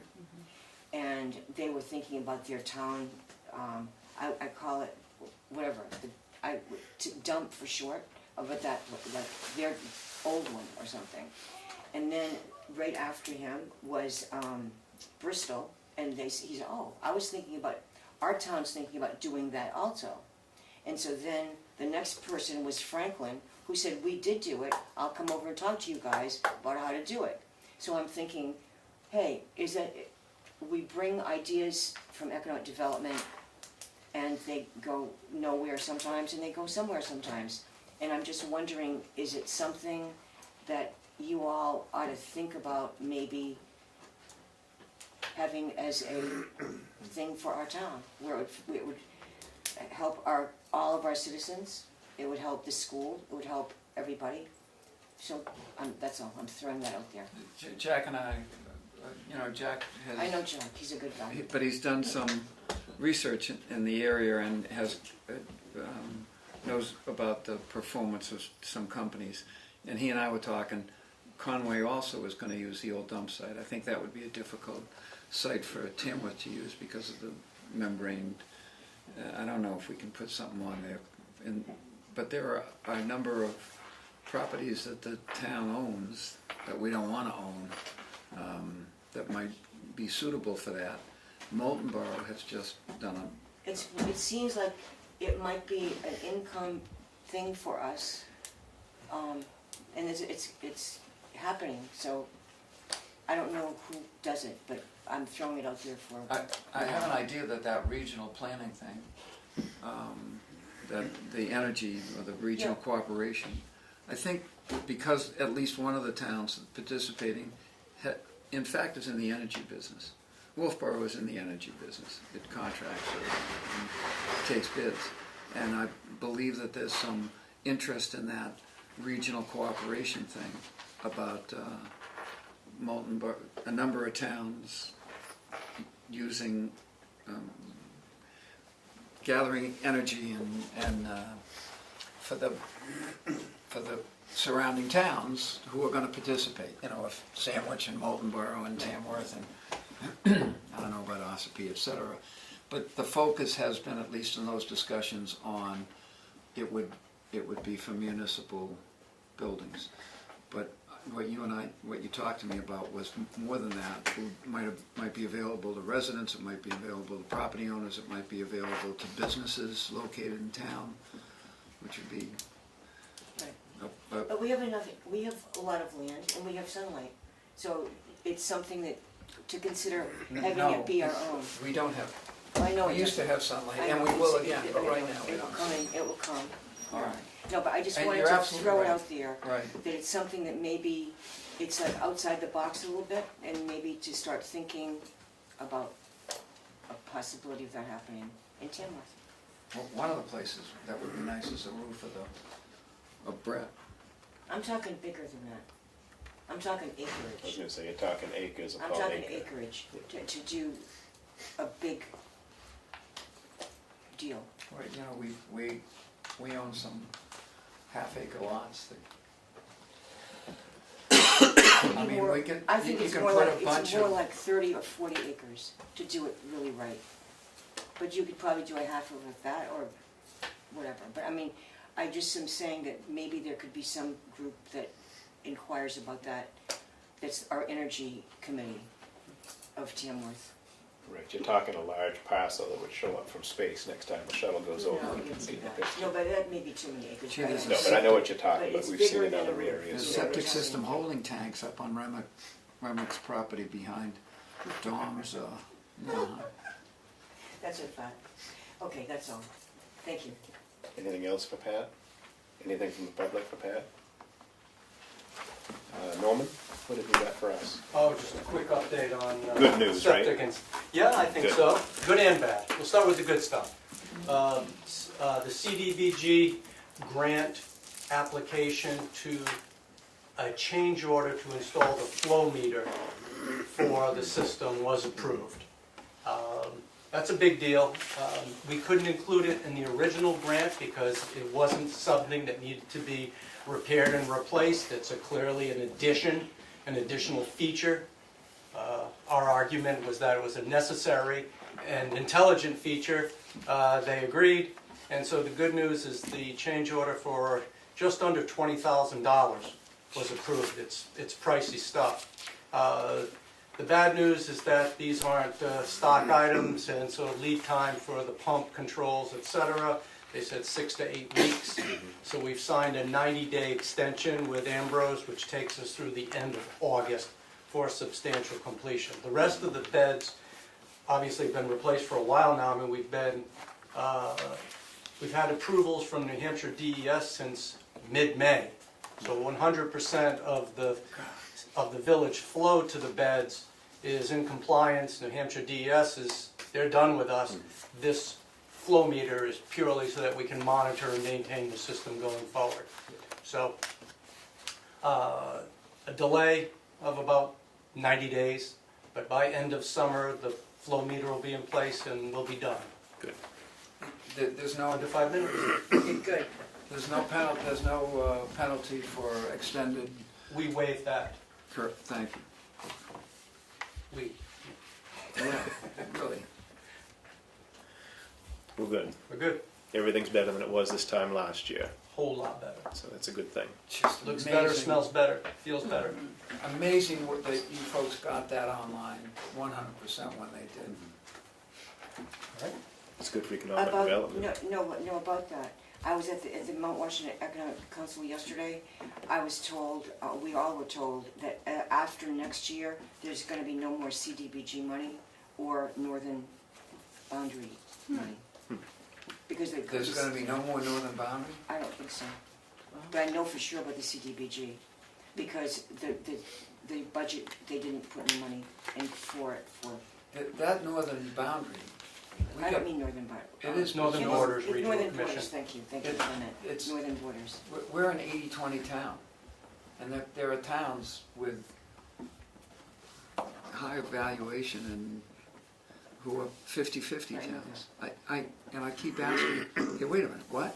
The whole western part of the state is 50-50, and we're still 80-20. It really, well, maybe it does pay to get something out of nothing, but. And another bill has been put in too. By the way, Jeb was great, wasn't he? And all of the guys that were here yesterday, and you were terrific too. And you ran it well, everybody, and you said, I love that you wait till the last minute and you just, boom. But anyway, because we were talking after, we were told that I don't remember his last name, but one of the senators has put in a bill about having the towns of New Hampshire, it's okay for you, they're gonna approve the towns offering a tax credit for businesses that are coming in or expanding, and it will depend a bit on the number of employees that they hire. So that's something that you weren't allowed to do before. That's all, I'm sorry. The other thing is, there's grant money or there's state money for people who meet certain requirements where they can waive part or all of their state education tax.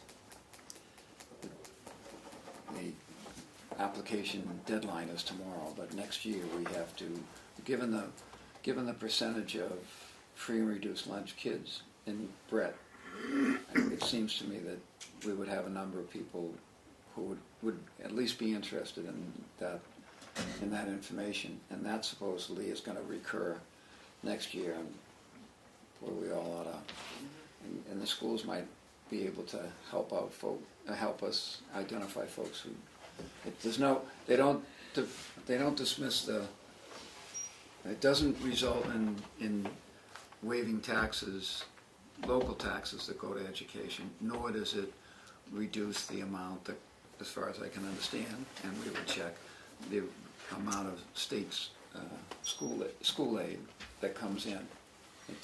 This is solely for certain income levels. You just explain that. You know, I should have. We're looking for that funding before we started it. And I used to give him this grant. Why not? Can I copy this for you, Jen? Sure. Oh, no, You both. Can I do this? Where did you say you used to live? I used to live in East Greenwich. Yeah, he did too. Not, which you did too, right? I graduated from high school. I used to do so. No, he didn't. He lived in Vain, and we moved and we graduated from Georgia.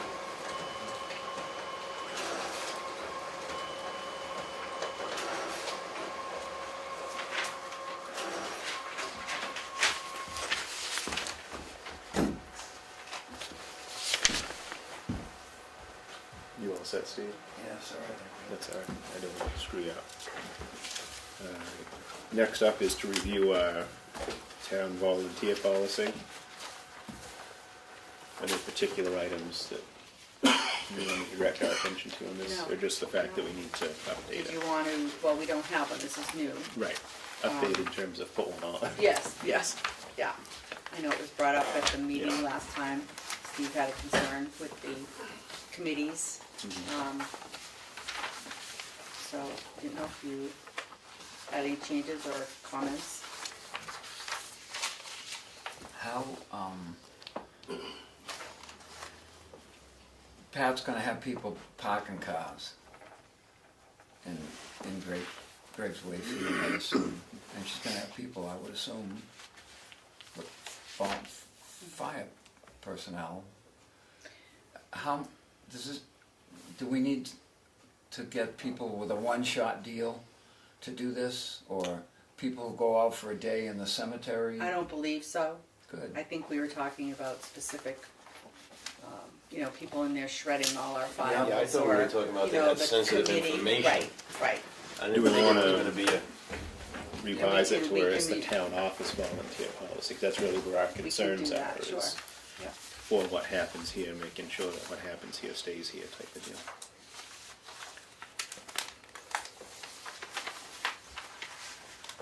But I mean, really, it all seems fairly standard. But yeah, maybe just, if the other guys are on board, and we revise it to where it's the town office volunteer, because then it would apply for anybody that Kim might have, and then we could, Right. it would cover all of us in the office here. I agree. We're lucky to have them. The amount of work done by volunteers in this town is not only for our office, but the public in general, every office.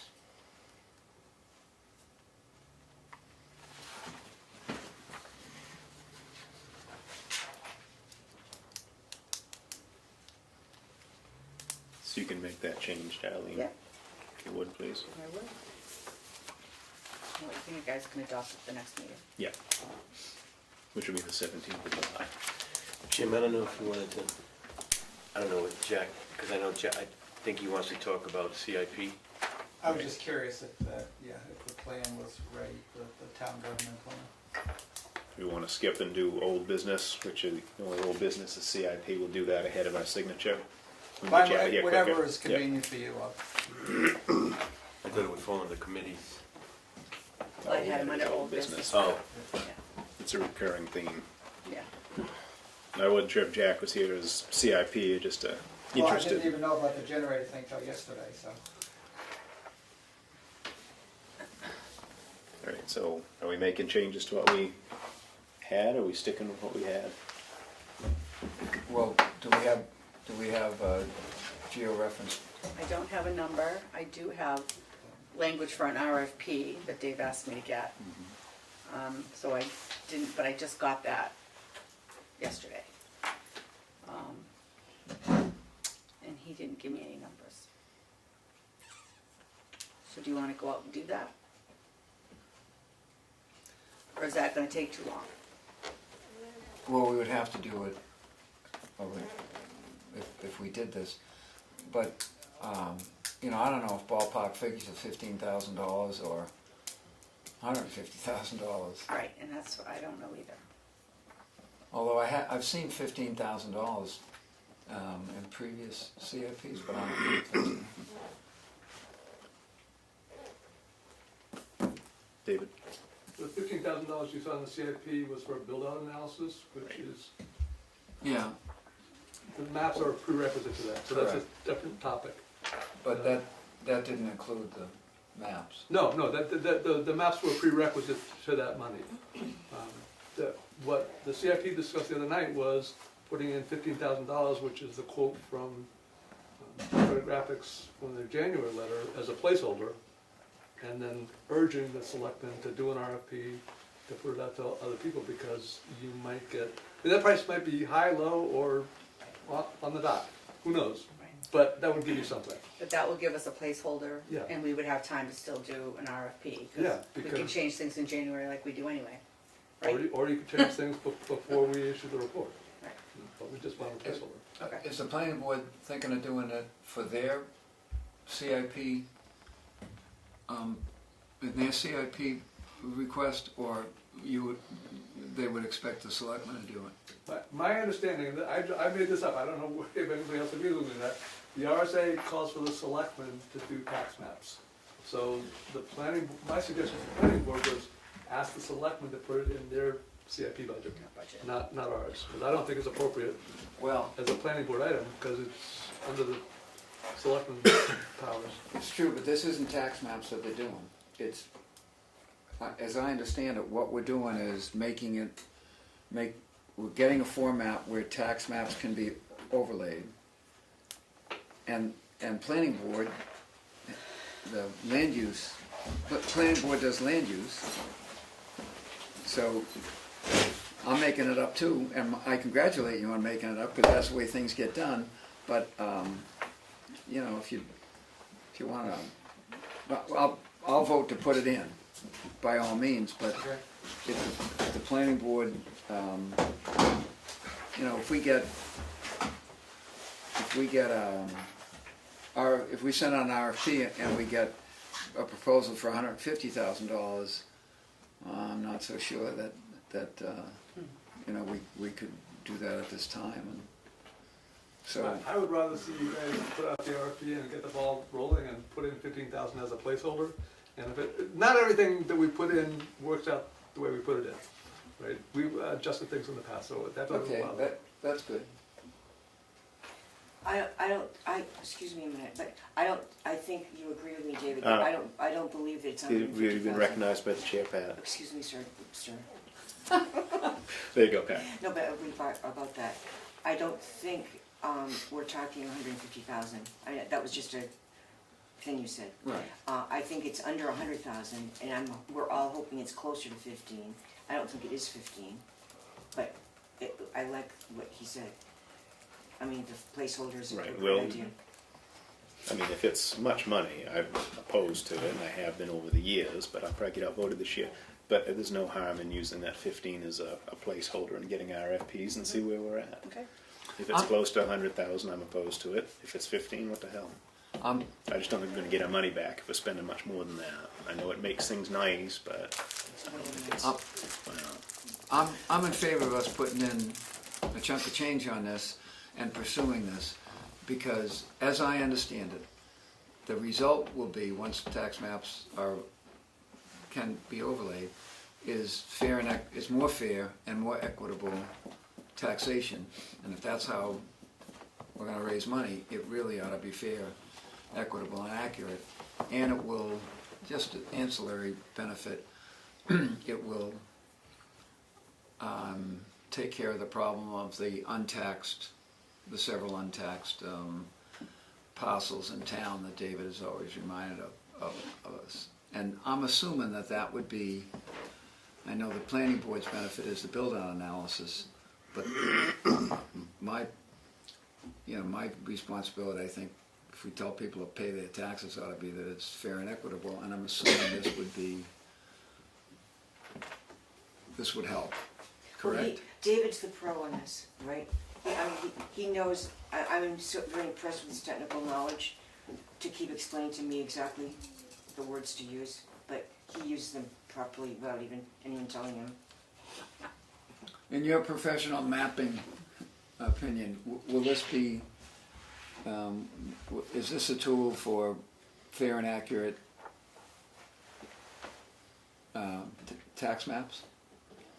I think that would definitely be one advantage. Good. Yes, I vote yes. So for planning purposes, what year would you want to put that in the plan? So we're talking now from 2018 through 2023 as individual years. And what's our eval years? To 19, 19. starting in 18, finishing in 19. Could we put it in for 219, and if the CIP tells us no, it's going to be in 20, I'm really all right with that. If they tell us hurry up, put it in 18. If they think that they have the capital money. Right, let's put that in 19. 19. Okay. and just reviewing, you know, the existing plan from last year. The first line was town office renovation, and that, Have we bumped that out? No, I thought we were keeping it. okay, right now, that was 50. Right, we're keeping it 25 at and 18 and 50 and 19. We were So keeping that's it gonna till we stay got the the same. Nurses, yeah. Right. Okay. The next line was property reval, which was 20,018 and 20,019. Yep. So that's staying the same. Yep. And then we had software upgrade, which was 30,018, 30,019. Right. Okay, one question is, now this is back a year, in 2017, and this, well, I guess we all agreed on this municipal safety building planning, and $30,000 was put into the 17 Right. plan, and I think, was it 10,000? Yes. That was actually, Yeah. do you want to roll that 20,000 forward to another year, or? I would think so. We'll have a better idea as we get closer to the end of the year, but Okay, so we'll roll 20 into 18 for the sake of planning purposes and see Sure. where it goes. Would that need to be in the CIP, or since that money's been raised? we didn't raise, Yeah. remember we cut it We down cut it from to 30 to 10. 10 with the idea that we'd have the 20 to put either in Right. 18 and Right, 19. so we just continue. I'd say to- keep it in to hold 18 it, for yeah. now. And the final line was actually, we just put a $1 million placeholder in what we call the future bucket, which is gonna be 2024 through 2027, but actually building, the municipal safety building. So we'll just leave that as a future $1 million. We don't know if it's $1 million, $2 million, $500,000 or what. It's just we know we're gonna have a big expense, well, we think we're gonna have a big expense coming in the future, so just to keep it on the radar. Okay, so you're satisfied with essentially keeping the same plan, adding georeferencing for 219, and rolling municipal safety building 20K 1 year forward? Correct. Okay, great, thank you very much, that was easy. Thank you, Jack. We've had worse, believe me. It may get worse too. Yeah. Do you want to do administrative updates? Have we covered everything at this point? Yeah, pretty much. We did get the interest rate for Meredith Village Savings Bank at 0.65. And I think we talked about everything else.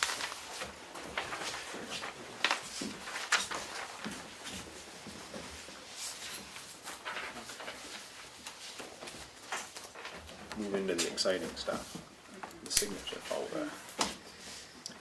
Are you okay with the, it says you're okay with the request from the sheriff to, Yeah, I thought we would talk about that.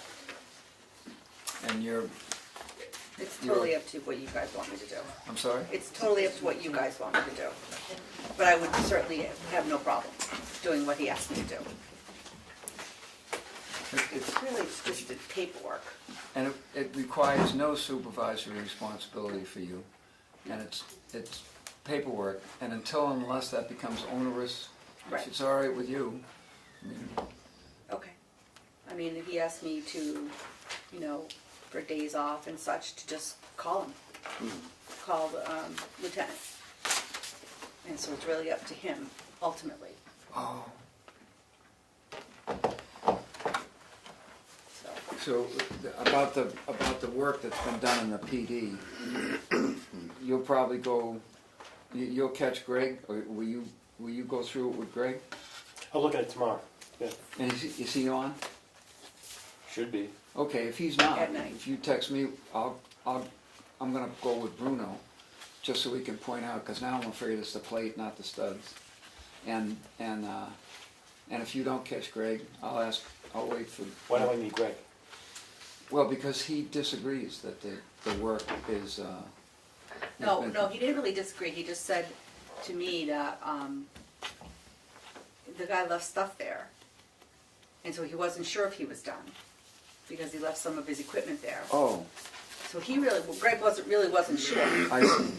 And I didn't want to put him in that position. And I'm He has assuming he no left the stuff authority there. that you should go and look at it. Yeah, I'm assuming he left the stuff there because he still has to finish painting with a bird's nest. All right. Yeah, so. Yeah, it's probably Just be the worth sprayer. reaching out to him I- and make I sure would- it's his plan. I go when Greg's there, cause I can't get into the building and don't want to. I would like you to be able to get into the building, but Well, he didn't do any work inside the building. except if that's the plate that he. I will talk to Peter too. If Peter did the work, I wanna look at it, first of all, and then I wanna go to the horse's mouth and say, what do you think? You're the one that was poking, prodding, scraping. Yeah, So I will see Peter, I will ask him, and I'll look at the building. For me, I went by very slowly, I looked at it, I thought it looked very nice. good deal. But I didn't go around the back, because the back was the worst. And I talked to Bruno when he was doing the veterans, after Darlene talked to me, and that's the first time I ever realized that what he was talking about might have been something above eye level. And I didn't ask him if there was that high, but he said some molding he was looking to attach. Well, holy cow, you know, that's, get us a couple of boxes to go up there and poke at it. Well, I mean, we wouldn't do that, but at least he wouldn't. No, I'll ask Peter, the guy that was That's doing great. it. Yeah, just let us know what he says, and then we'll know if we have to be putting more money in the budget for next year, we can plan ahead. And the gentleman wants to get paid. Yeah, of course. Right, so we're So we gonna had, brought the bill in, figure so out I if wanna he's make done sure. and so forth. Do you- I think you I got a have- copy of that, Right, right? I think Steve gave it to you. And if not, Because you if make- not, I'm gonna need, yeah, Yeah, I'll give him a call tomorrow. I'll touch base with him, and maybe he even do a walk around with me at the, and let me know. yeah, and I'll let you know. Perfect. I have checkmate payroll authorization in the amount of $18,529.56. Make a motion to approve. Second. All in favor? Aye.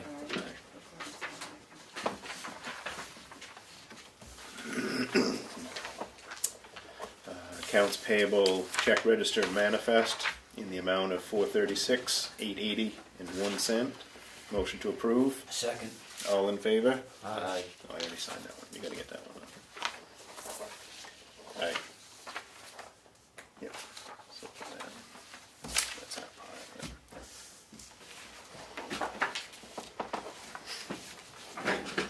Dan.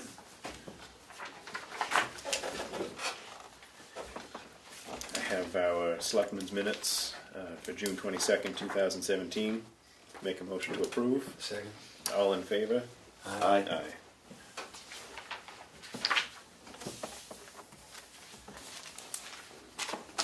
I have our minutes from Thursday, June 15th, 2017. Make a motion to approve. Second. All in favor? Aye. Aye.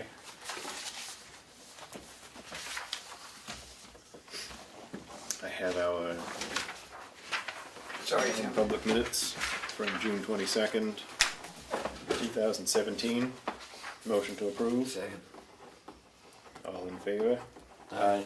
Aye. I have non-public minutes from June 15th. Make a motion to approve. Second. All in favor? Aye. Aye. Wait, I read this. Aye.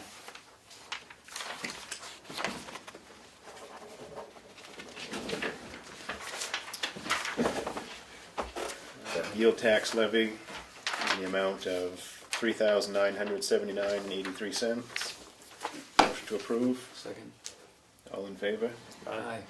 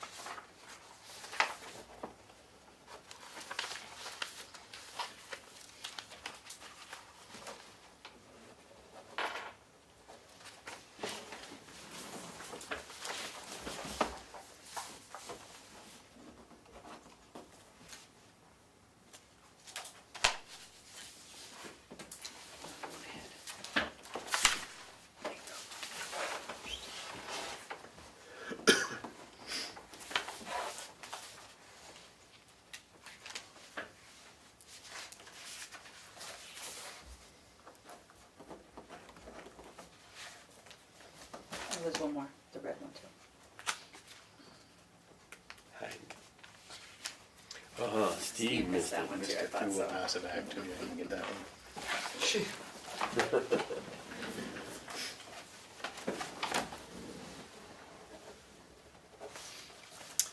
I have the 2017 MS 535 financial report of the town budget for Tamworth. I make a motion to approve. Second.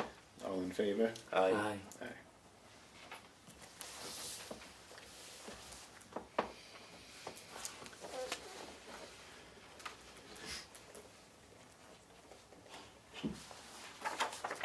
I have an appointment of Ally Kaplan Thompson to serve as the deputy town treasurer. Make a motion to approve. Second. All in favor? Aye. Aye.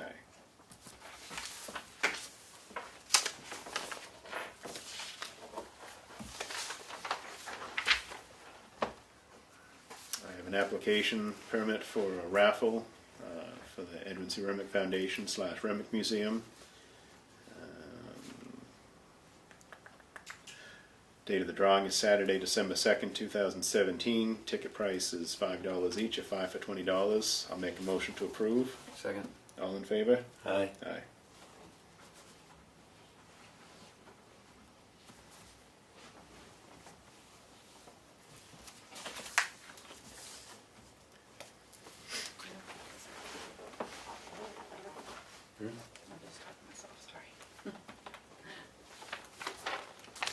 It's not even on there.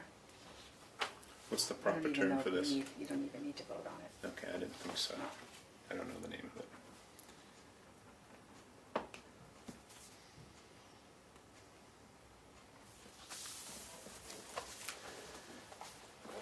All right. Yield tax levy in the amount of $121.73. Motion to approve. Second. All in favor? Aye. Aye.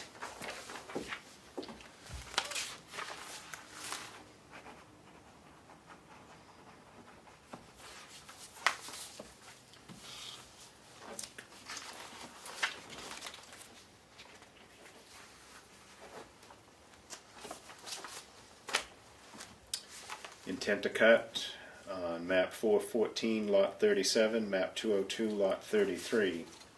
Motion to approve. Second. All in favor? Aye. Aye.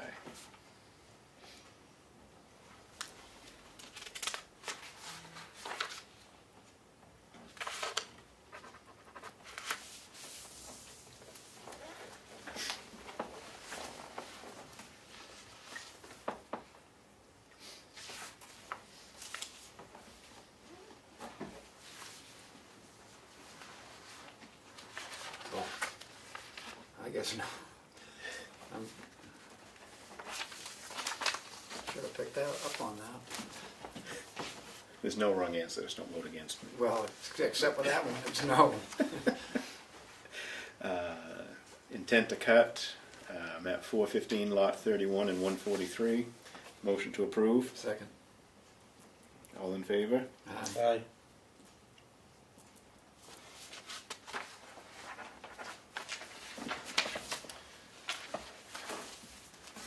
We have a letter to the State Liquor Commission for the Barnstormers Theater. Motion to approve. Second. All in favor? Aye.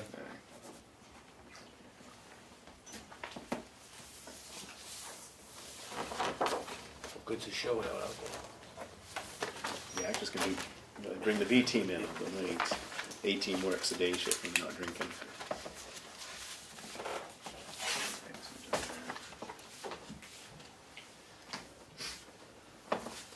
Next up is public comment. Is the public here to comment? Because after that, we're going to move into non-public comment. Oh, that's your folder, not ours. Thank you. Yep, David. I care to comment? I've been concerned about the number of non-public sessions you guys have had for a while. And I'd like to speak to the one on June 15th, because I happen to know something about it. And I'm going to call you out, because I disagree with you on policy, on substance, and on process. I've served on the town board for a number of years, and I know how awkward our state 91A can make things.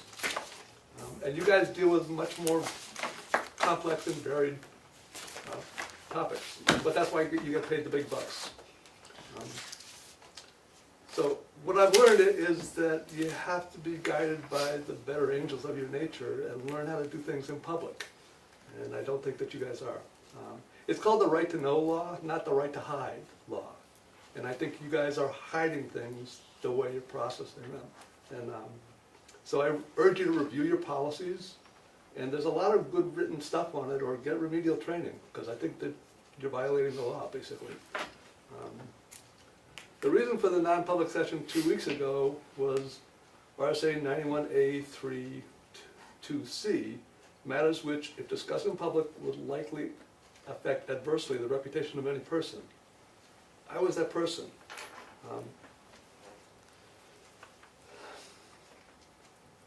And so a majority of the board voted that they either intended or thought somebody else on the board was going to adversely affect my reputation. And if you won't say it in public, I will. I offered to help. There was a request last March for the town to develop a cash flow analysis report, and it seems stalled. And in a former life, I had worked for a bank and an investment company that had done similar projects, so I offered my expertise. If that's a problem, then I don't know what to say. Well, with not But getting into... can I just finish because I've got some things I'd like to say, and I'm looking forward to you responding, but after I get through all of them, because there are a number of items. So I'll withdraw my offer, if that'll help. The problem is you hung me out to dry. You've said that you anticipate adversely affecting my reputation, and I don't know what was said, and the public doesn't know what was said, and people's imagination just fills in the worst thing that they can think of. So you didn't follow the process in the RSA, because the full sentence is, matters which, if discussed in public, would likely affect adversely the reputation of any person, other than a member of the public body itself, unless such person requests an open meeting. I was invited to that meeting, and I reread the RSA, and I declined. And I said it ought to get discussed in an open meeting. There's no valid reason for that to be a non-public meeting. So I don't think you guys legally have the authority to have a non-public meeting after I've said I don't want it to be a non-public meeting. There's more to it, let it finish. So. If you've got a problem with something I've done or said, then say it to my face. And I'll deal with it if it's valid, or if it's not valid, I'll deal with that. But I would ask for a written apology, because you've harmed my reputation. I don't think you're following the RSAs, so I would ask you to revise your policies, because I think it hurts your reputation how many non-publics you have. Can I, number one, the board and the town administrator agreed with you that it probably shouldn't have been non-public before the meeting was started up again, the public meeting was started up again. Number two, it was on the agenda as non-public, primarily because an elected official of the town requested that it be non-public. And three, if it was done under that, the RSA about no, it's not limited to your reputation. It could be to a number of people's reputation who might have been involved in that. It was just a request for information or whatever, and it was not necessarily any particular person's thing. So I mean, I'll sign an apology if you perceive that it was damaging to your reputation, because in fact I think there was general agreement here that the reason why it was non-public was because it was requested as non-public, and we did not have information to not honor that request when we got it. Right. We honored the request for non-public, not myself anyway, not knowing what it was. I'd ask you not to read too much into it. There was a lot of stuff and a lot of other names besides yours. Once the discussion of what you had offered, that we told her that's not a non-public. We remained a non-public for other stuff that did deal with other people.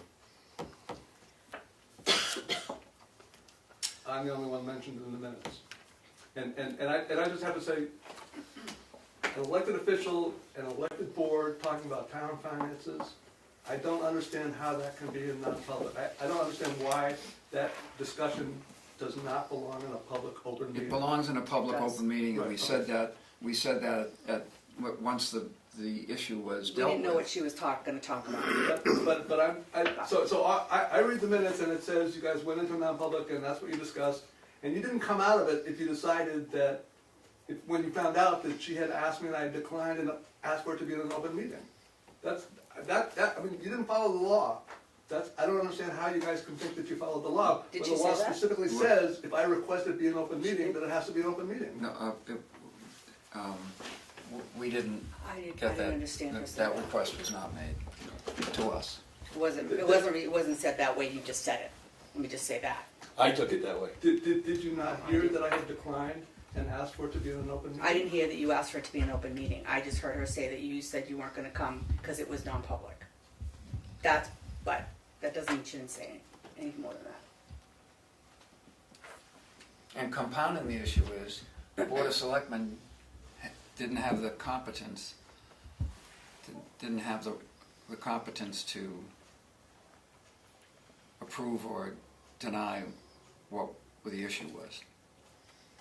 It was not under our purview. Right. And you're right, and Dan's been real good about this, about, hey, wait a minute, let's think this through, is it non-public? And I agree with you. The only time I voted to go in a non-public is pretty clearly personnel and hiring, firing, or medical has come up. And at the close of the meeting that you referenced, there was unanimous agreement that it didn't have, it shouldn't have been non-public, but because it was requested like that, it was done.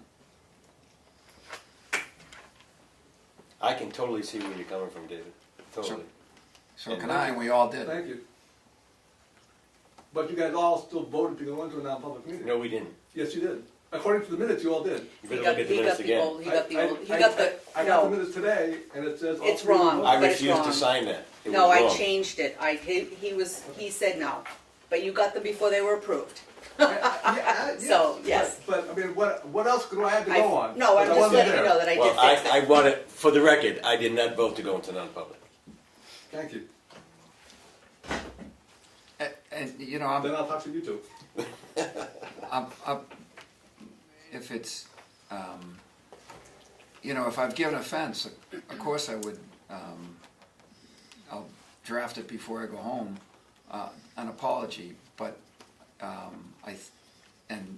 if that would be up to you if offense is taken, but it was done not Nothing was done because, with malice. Right. My request is that you guys be more cautious about how you deal with non-public meetings. Because I think you go into them How would I know? too lightly, right? I mean, So- you guys are the guys that decided if it be a non-public meeting or not. Except we did I that had no idea. under I had person's no idea. request. But it's your responsibility to make that decision. You could say, no, this isn't a non-public I meeting, had That's no correct. idea. right? And so I would urge you to So we figure were- out whether it's appropriate or not before you vote blindly, because you've created a problem for me that, The RSA, I believe, says if we get into a situation and realize we shouldn't be in a non-public, then we're gonna stop the process and vote to get out. Additionally, and I believe the law passed, and it's one of the 30 laws that the governor's signing, is that if one person says this is not non-public, and says, and he doesn't get the other 2 votes to immediately come out of non-public and discuss it in public, that if there's a subsequent court ruling, a court action or accusation about non-public when it should have been public, the person who brings that up, even if he loses the vote and stays there, is not liable, but the other people that didn't vote with him are, which is a pretty good idea. because somebody might be done harm by the fact that it isn't public. David,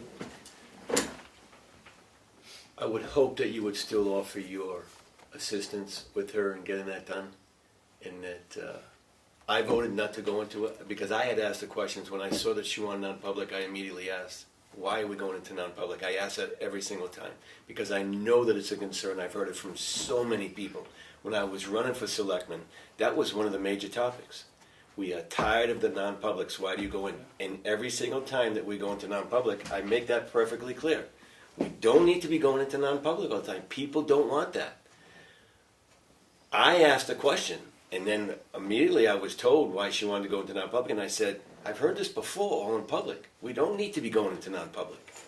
But I think that we just need to ask more questions when people are saying, let's go into non-public. I think it needs to be asked, why do we really need to go into non-public?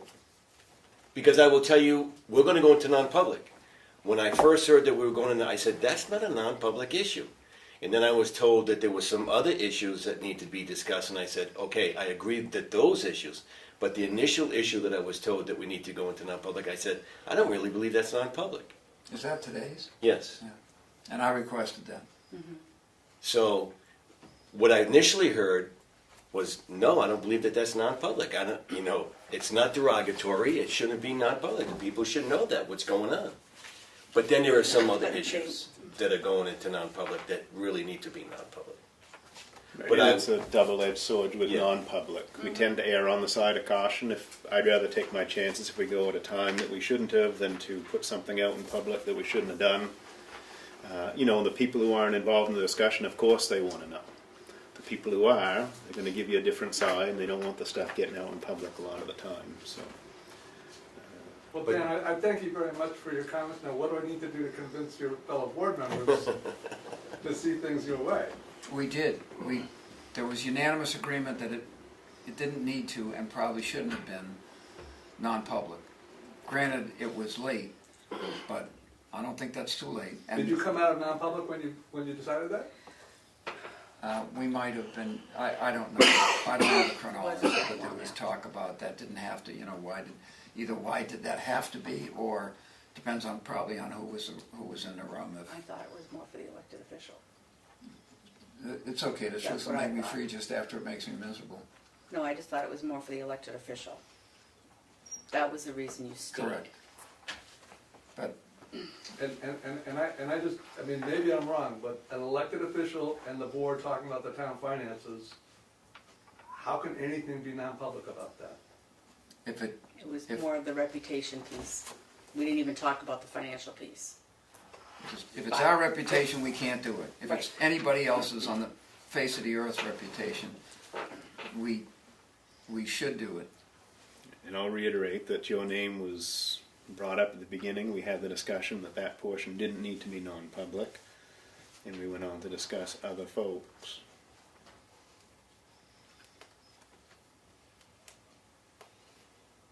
And again, I can't tell that from the minutes.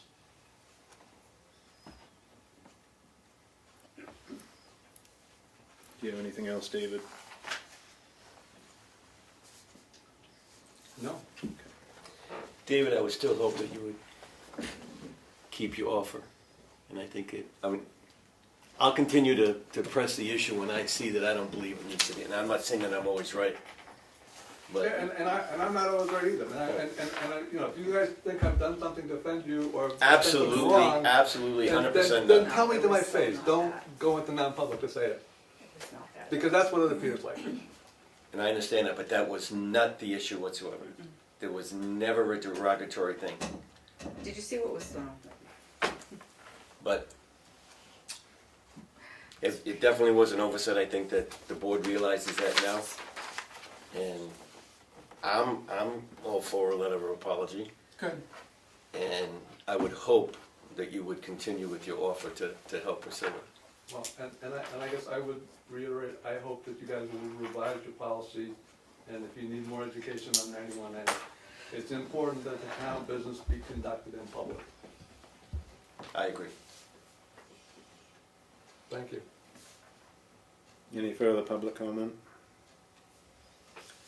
Make a motion that we go into non-public under RSA 91A32A, and I anticipate adjournment when we come out from that. Second. All in favor?